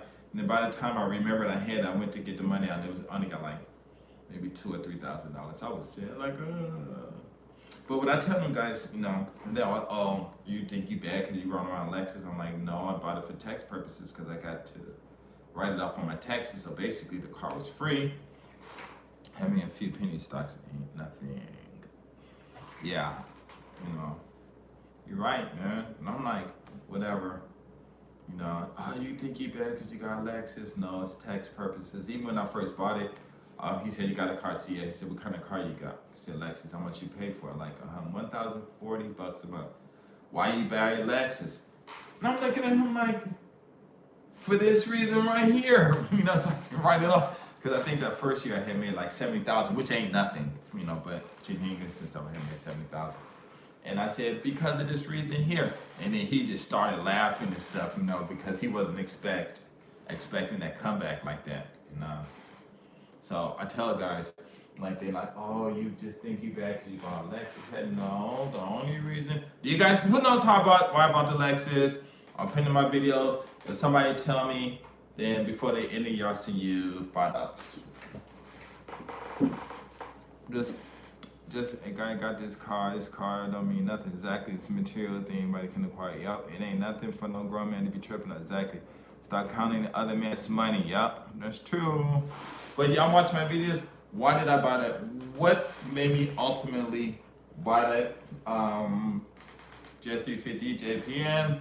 The first one with the answer. I will send you $5, and I'll give you what you call it, and you request $5, and then I'll send it to you right now. You got until right now. My clock has 12:38. I'll give you till 12:40 to tell me why I ultimately bought that car. We wait for the letter C. Carl, yo, Chammy D. Can I play that your song from? Oh no, I can't because everybody else is gonna be able to listen to it. You said it was your. Nah, man, Lexus ain't my favorite car. I'm not saying I don't like it, but I left in 1995. I left the United States in 1993, and I think in 1992 or 1993, I think Lexus has started coming out. So when it came out, it was like in the commercials back in those days. They would have the cars running on these rubber things or something with the tail spinning, and then they would have these glasses on it and rolling. And I guess it was testing the suspension and it was vibrating a little bit, but not so much, So when I left in 1993, Acuras and Hondas was the cars. I think Infiniti just started coming out. I'm not sure, but I didn't know anything. So when I bought the car, actually the only reason I went into time's up. The only reason why I went into let's see, you said it was your favorite car. Nope. Let's see. I just know that where your screen name came from. Yes, that's where it is. Probably because it's Kansai. It's a lot more driving than the East Coast.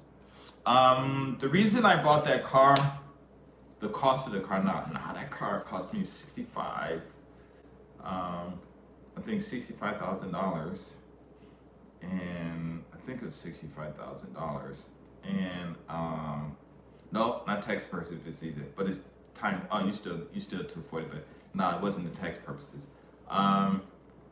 It cost me $65,000. I think I put some extra stuff on it, so I'll probably end up paying like $70,000 to $75,000 for the car. No, what it was I was walking down the street and I saw a Lexus sign, and I said, "Wow, that looks familiar.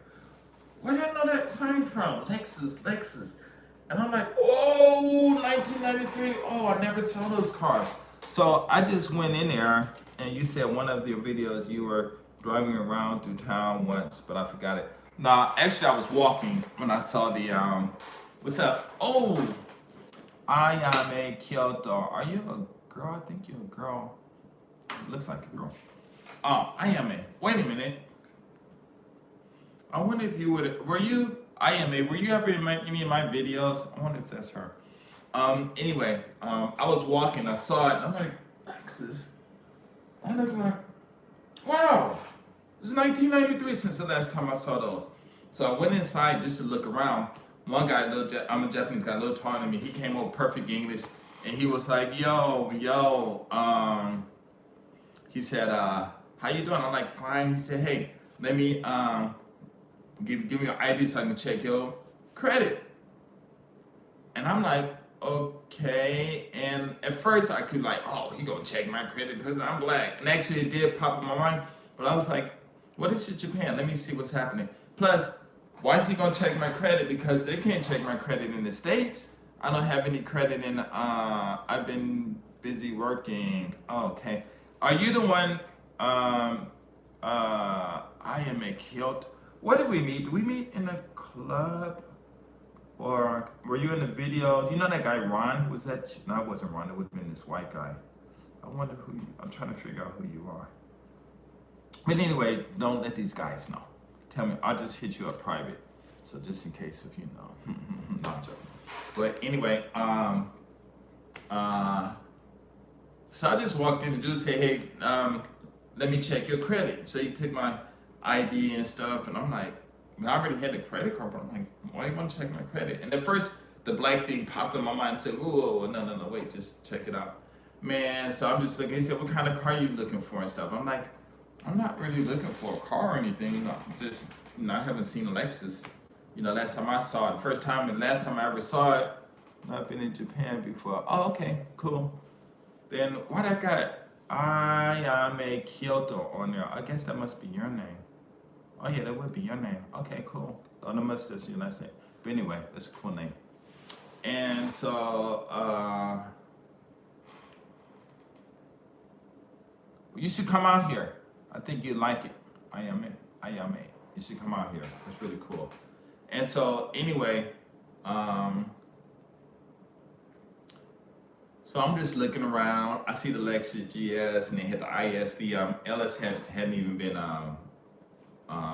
made yet, manufactured yet. It was like within the first year it came out. So he was like, "Hey, you want to go for a test drive?" I'm like, "No, it's okay." He said, Come on. So we go for a test drive. I'm getting in the car. This car is beeping and beeping. And I'm like, "Damn, what the hell is all I'm beeping?" He said, "Oh, that's just the when you get close to parking or this." And I'm like, "Damn, this car fucking making all kinds of like." I'm in a luxury car and I'm crying, bitching basically. Like, oh, yeah. And I'm like, "Yeah, turn that off." He's like, "Well," I'm like, "Turn that noise off and stuff." Probably a favorite character. Oh, okay.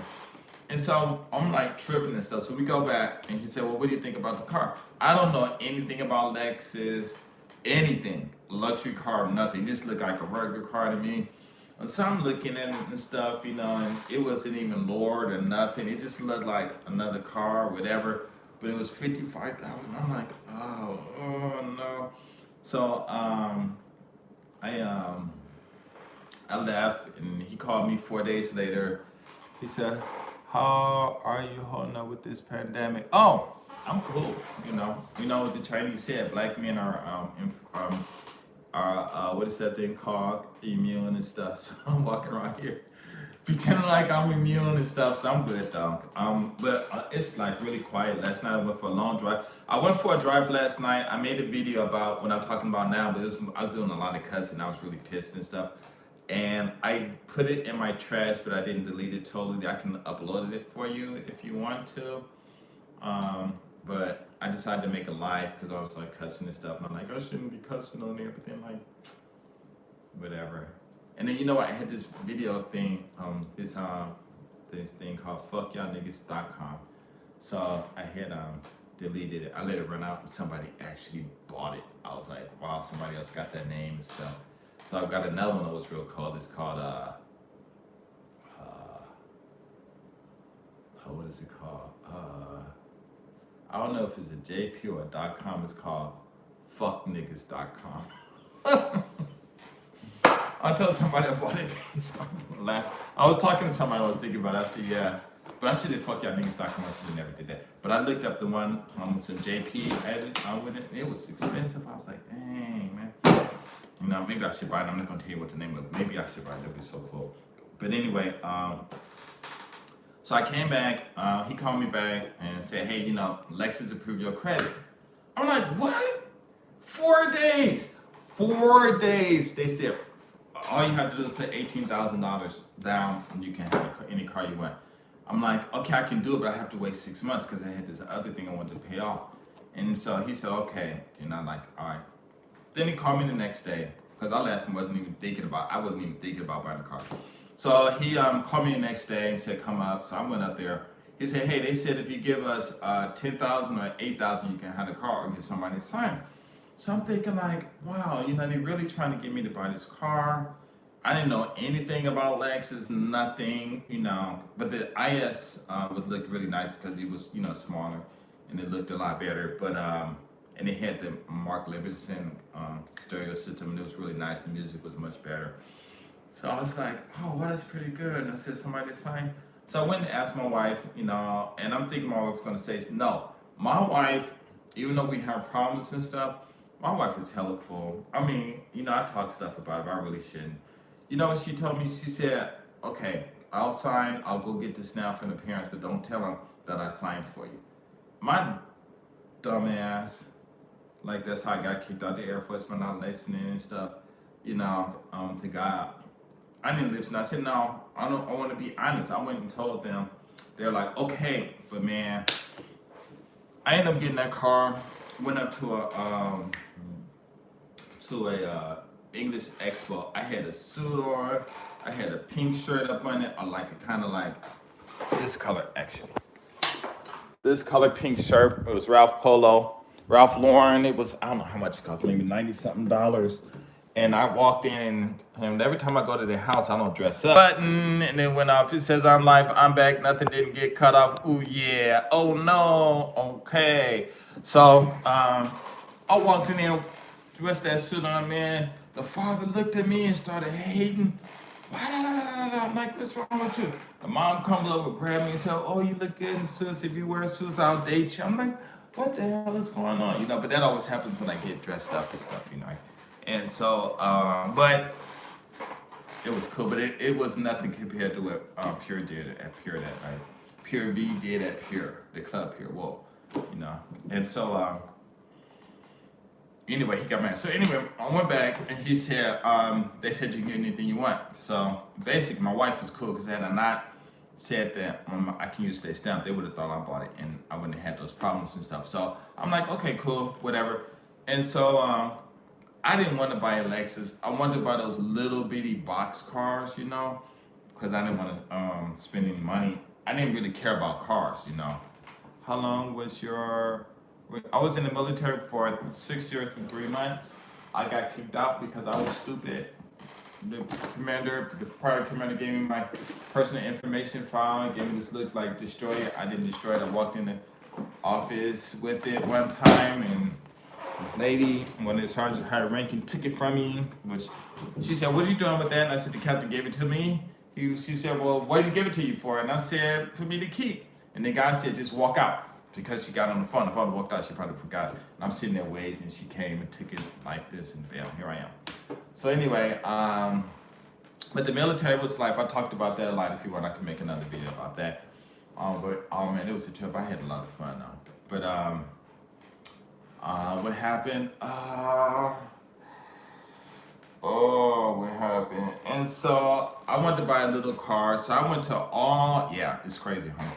I went to all of these different car shops. And so this one girl I know, She's real cool. She had bought the Crown, right to a Crown, and it was real nice. And so I went there, and the guy was real nice. I went, I said this is the model I want and everything. It was only $30,000. Half the price of a Lexus, less than half the price of the Lexus. Well, no, actually the Lexus was maybe 55,000, and then plus my options went into 65,000.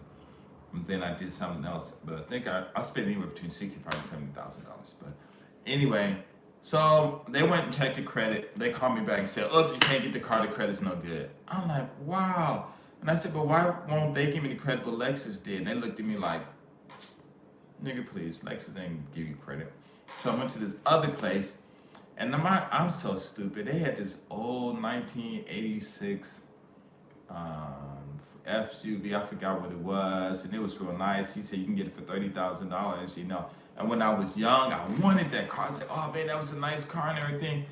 And I for some stupid reason, I was like almost compelled to buy that car, And then he was like, "Well, you got to have this many signatures and this signature." And I got like 4 people to co-sign for it, And but that time I didn't get that car because they sold it, and I was gonna give me a what was that, Odyssey, the new ones that had come out, not the brand new ones, but it was one of the new ones that came out, and because I had a lot of good times in those Odysseys and stuff. And so this dude kept on going, and I went to this other place, and I'm going to all these other places, and I went to a Toyota, and I was going to buy me a Prado, the not the Range Rover, but the Toyota version of a Range Rover. But they called me back and said, Lexus said they don't want you to buy this car, they want you to buy the Lexus. And I'm like, whoa, because it's all Toyota, right? And so I finally went to the U place. I said, "Listen, I said, man, you just going through all these problems and stuff. Forget it, I'm just going to buy the Lexus." I don't believe they going to give you a Lexus. He tried to buy me $50,000 used Benz. But the only thing in it, it was nice and everything, but it was really not so impressive. I don't know how old it was. And so I said, forget it. I really wanted that Odyssey, but he was tripping. So I said, okay, I went to Lexus. I said, fine, let me get this car. So I signed and drove off the lot, no money down, didn't have to pay for like 2 or 3 months later, and then the next day after I bought it, the dude said, I said, "Oh, I'm sorry about the Lexus." He said, "No, you didn't, man. I jumped in my car, rolled up there, said, 'Look, this is my car.'" He was like, whoa. He was like really shocked that I left and stuff. But the reason I bought the Lexus, the answer is nobody wanted $5. The answer is because Lexus was the only one who gave me credit to buy it. Everyone else said no. And that's why I bought it. Because I needed a car. And Lexus gave me the credit and let me finance it and everything. But what I did was, out here, if you buy a car, in America, you always want your name on the car. But if you buy a car here, don't ever, if you finance it, let the finance name be up there first and then yours, and leave it like that, because it's like prestige. Because a lot of times if it's yours, they probably think you, well, of course it's yours, but sometimes they might think, I don't know how it is, but they said it looked better with the Lexus on there and stuff. So that was cool. But yeah, so the reason I bought the Lexus was because Lexus was the only car dealer that gave me, let me finance it. And that's why I bought it. If they wouldn't let me finance it, then I'll probably end up, if they would have called, if Lexus, if that used car place would have called me a day earlier, I would have bought that car and I wouldn't have bought the Lexus. So just imagine, GS350JPN was born one day early from being a miscarriage. Can you believe that? So anyway, I've been talking a lot. Anything you guys want to hear? Yeah, crazy story, huh? Crazy. Oh, that's crazy. My military life is funny. I need to tell you about that. But I already wrote it. But one of my friends said, you need to tell on your stories again. Because I'm sure a lot of younger people haven't seen them. And I will get out and get those Do You Love Black Men videos as soon as I start hanging out and stuff. Yeah, but other than that, yeah, you think you perfect. My brother's hating. Don't come to Japan. Why shouldn't they come to Japan? Oh, I understand. I ain't even gonna say. Please, I will give you the real story on it. Yeah, okay. Because I know a lot of people here who got money. So, what was your job in the Air Force? Oh, I was a crew chief. So, my first assignment was in the Philippines for 3 years, and basically, I just changed tires, pumped gas, changed brakes. If my plane ever went into phase, which it was like you go and check everything, I don't think they ever let me go on my plane. I was always on a flight line. Actually, I was working as crew chief at the T-38s, the F-5 fighters that they used to have in Vietnam, and they stopped using those, and they turned into T-38s T trainers. So I was working with them. And that was a crazy job. That was really crazy. It was really fun, because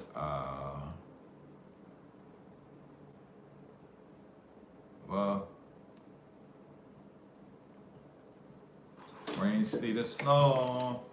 Yeah, it was fun. The Philippines, though, I had a lot of good times out there. My job, a lot of them dudes hated. A lot of dudes hated them. And brothers like, man, you got a big heart, man. You need to chill out. They're gonna hurt you. They're gonna not hurt you, but ruin your career. I'm like, man, I ain't worried about them, man. They ain't doing nothing to me. And nothing didn't happen. I ended up in basic training, took the test, and of course everybody thought I was dumb. And so we took the test, and they say, don't do that. After the test, we turned the paper in, and we went over the test together. And I remember all my answers and stuff. And he said, the black dude was a brother. He said, all right, who think they got 100? Who think they got over 90% of our resume? I said, oh, I got 93. They like, Duncan, you ain't getting on 93. I said, yes, it did. He said, don't lie to me. Shut up. Don't say another word. I was like, but why? He said, don't say another word. I was like, wow. And there was this other white dude. Let's see. Went to the Lexus to buy a car to ask the sales rep what type of person buy this car. Wanted to make sure I do not look weird in it. The idiot tells me people who have the money to buy it. Oh man, that's cool. I packed up my stuff, went to buy a BMW, and bought an AX. Oh, that must have been recent, huh? Man, that was funny. But if I was you, I would have went right back there and told his manager what he said and jumped in my car and left. But yeah, that's cool. But yeah, that's cool. I mean, why would a salesperson even do that? Because this one guy, when I went to do something, this one guy told me to go to all the best to get my car fixed, and 3 years ago, okay. And I had one of my friends do it, but because he needed the money, so I just let him do it and stuff. And then he was like tripping and stuff, so I was like, what? So then I went up there and I asked him why, and I asked the other people, and kind of found out he thought I had a used car, and I've been a customer there.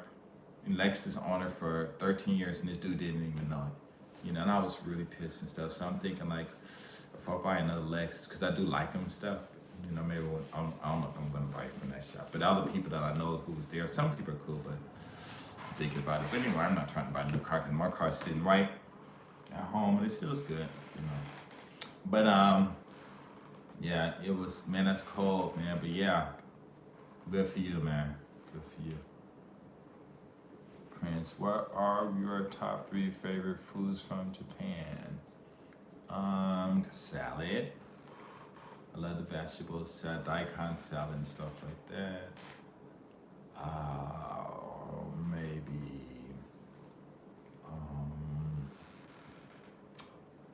Let's see. What do I like to eat out here that's Japanese? I don't know. Number 2 would have to be maybe that chicken wings they have. That's good. With the sauce, that's really good. and the third one would be the women. No, I'm joking. The third one would be the food. The food. What else? I guess sushi. I like sushi. I love sushi. I remember the first time I had it in Hawaii. That was real good. It was a trip. It was a trip. Tonkatsu, ha ha ha, joking. Tonkatsu. I don't eat pork, and I rarely eat beef. If I just smell pork, I just like want to regurgitate. So I don't do that. Let's see, 3 is okay. Dang, yeah. Why don't you drive it down here one day if you get a chance? I want to see what it looks like. What are your top 3? Yeah. I'm not really into. Once I came to Japan, as far as eating foods and stuff like that, was favorite. I just totally forgot everything about Japan, America. And basically out here, I was eating Mexican food. When I was in Nagoya, they had this one Mexican place. I was just constantly going there, and where I worked at, I went there to eat. And we also went to these Chinese food places, but not so much Japanese food. But when I came to Wakayama, and after I got married, my wife goes to those places, so I'll just go there. Izakayas and stuff like that. Those are really good. Izakayas are really good. Okay, so let me think. I need to go home tomorrow. I don't think I have anything to do. This lady didn't call me about the lesson, so I guess I don't have a lesson. Actually, I was gonna leave, go home, get on my bike, and just ride to Osaka tonight, because tomorrow I am off. But I don't think these women are coming, so I think I'm off. So I was gonna ride to my bros, to Jamie D's house, on my bike.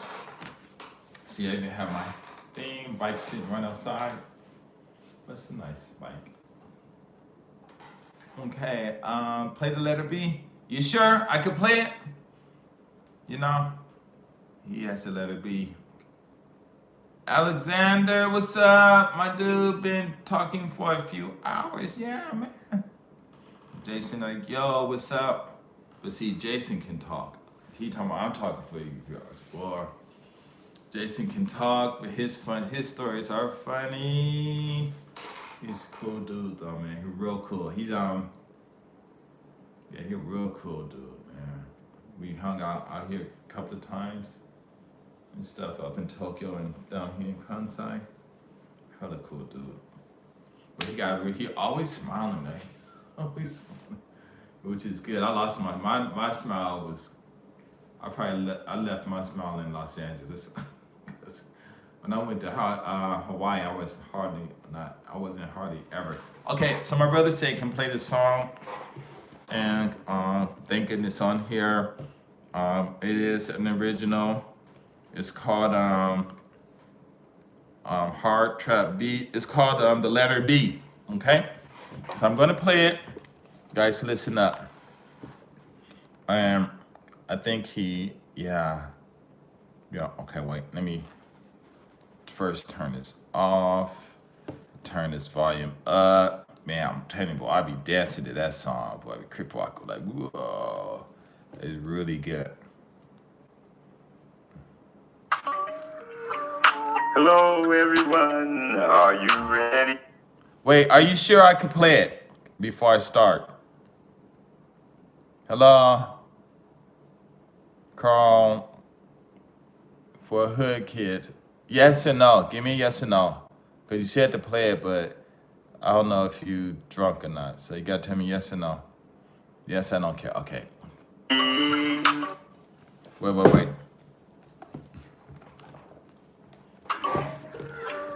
Hello, everyone. Are you ready to start learning about the letter B? I like this song. Big B, little b, I love the letter B. I love the letter B. B. Big B, little b, bouncing baby B. Bad, buttery blueberry biscuits are the best. I love the letter B. I love the letter B. I love the letter B. Big B, little b, be careful. A big brown bear smelling golden brown baked bread. Be brave, be brave. I love the letter B. I love the letter B. Big B, little B, ba ba ba ba B, ba ba ba ba ba ba B, ba ba ba ba B. I like that song. Big burly baboon banging on the bongos, busting out some blueberry beats. You can hear 'em in the streets, hear it in the streets. Big B, little B, I love B, B. I love the letter B. I love the letter B. Big B, little B, everybody love B. I love the letter B. I love the letter B. Big B, little B, big B, little B, big B, little B, B. I love the letter B. Okay, that's it. I love that song. My car be rolling, bumping next. I'm like, wow. But I gave him the idea to do that stuff. You know, it was cool. Yes, I gave him the idea. Of course, he's not gonna give me credit. But anyway, yeah, I like that song, boy. It's nice. Okay, let me see. I gotta go. I gotta ride my bike. Oops. Okay, so this is like not Japanese, but I'm not Japanese. So it's okay. I want to show you guys my bike. Oh, man.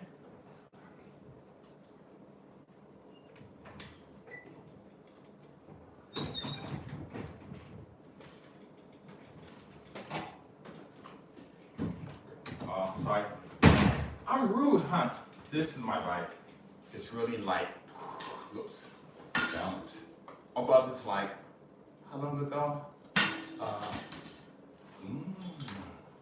I bought it like, how long ago? I don't know, 8 years ago? For like $800, but it was on sale. It was like $1,600. So anyway, let me see who has any comments, cause it is 1 a.m. and I gotta ride this bike home.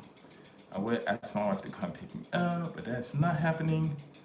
Okay, so laughing, ha ha ha. Conditioning. Let's see, conditioning. Legit have a smile on my face right now. I like to dance. Cool. Be careful on the way home. Be safe. Just use JP. Okay, thanks so much. What I'm going to try to do really is I was not expecting that, but yeah, 100% get it. So yeah, that's a good move to have that song.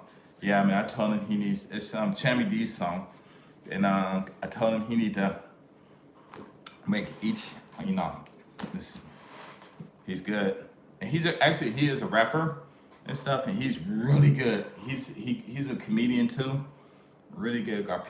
He have people rolling, you know, but yeah, and he always said, I'm C, so that's his nickname. But what he need to do is change his name to C instead of having that Chammy D. It don't make any sense. Okay, let's see. Yeah, it's original and has flavor, plus the students are gonna like, yeah. Yeah, got it. And it's funnier on the instructor. Yeah. He's a character. So anyway, I gotta go. What I want to do actually is go live every day. As soon as I get some other things situated, I might start going live 24 hours. Just had this thing on. I met this guy on the train, and he was on this other side, but his was like 24 hours. He said he just does it 24 hours wherever he goes. And he carries it, so I'm thinking about doing that too. But anyway, I gotta go. It was fun, you guys. Enjoy yourself, and if you have any questions, okay, maybe I should start giving some $5 away every time I do my thank you Prince. I will be safe. Japan is pretty safe, even though the other day I came, God told me don't do this, I didn't do it. I almost got hit 3 times because God said don't do that, don't it, and I just did it anyway. Almost got hit 3 times. Can you believe that? I was like, wow. But and it totally would have been my fault had I got hit. The Rona is real. What's Rona? I'm sorry. You know what I need to do? Is once I get that 24-hour thing going, because they got this thing where you can go on YouTube out here 24 hours. You don't get charged for gigabytes. It's free. Well, actually, got paid $50 and so whatever, something like that. But man, what I want to do is put my iPhone on my bike, and then just cruise around. But of course it's gonna be bumpy. But hey, you're welcome everybody. Somebody said I should do a what's that called? Man, please. Yeah, the kids gonna like it. It's catchy and they'll have fun dancing. Yeah, yeah, and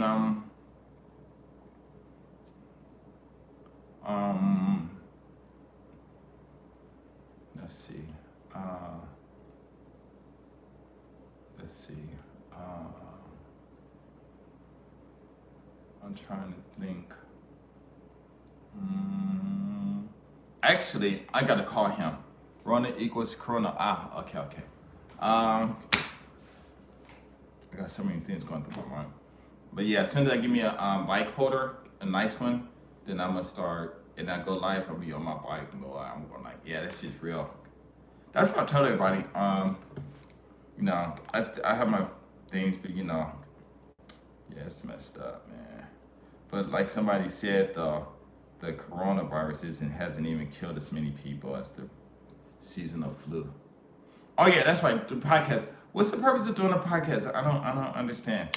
Now somebody said you should do a podcast. When I was talking to my friend yesterday, he said you're just talking, so it's like a podcast, but with video. I started laughing. I'm like, whoa. But doing a podcast, I want to actually get back to making money on YouTube because I wasn't making all that money, but I was making like $200 a month, you know. So I want to get money doing that. I don't know if Twitch TV, I don't know if I can make money on those, you know. So if I can get money because of the views, sure, I'll do that. And I need to make some online sites too. But if it ain't, I'm fine. If I'm just, I want to make some cash. No, I just want to be able to yakking off at the mouth. And then my friend said I do need to write a book. Okay. Team up. Big bro. Okay. So anyway, I got to go. It was fun. And guys, take care. Okay. I'm out. Peace.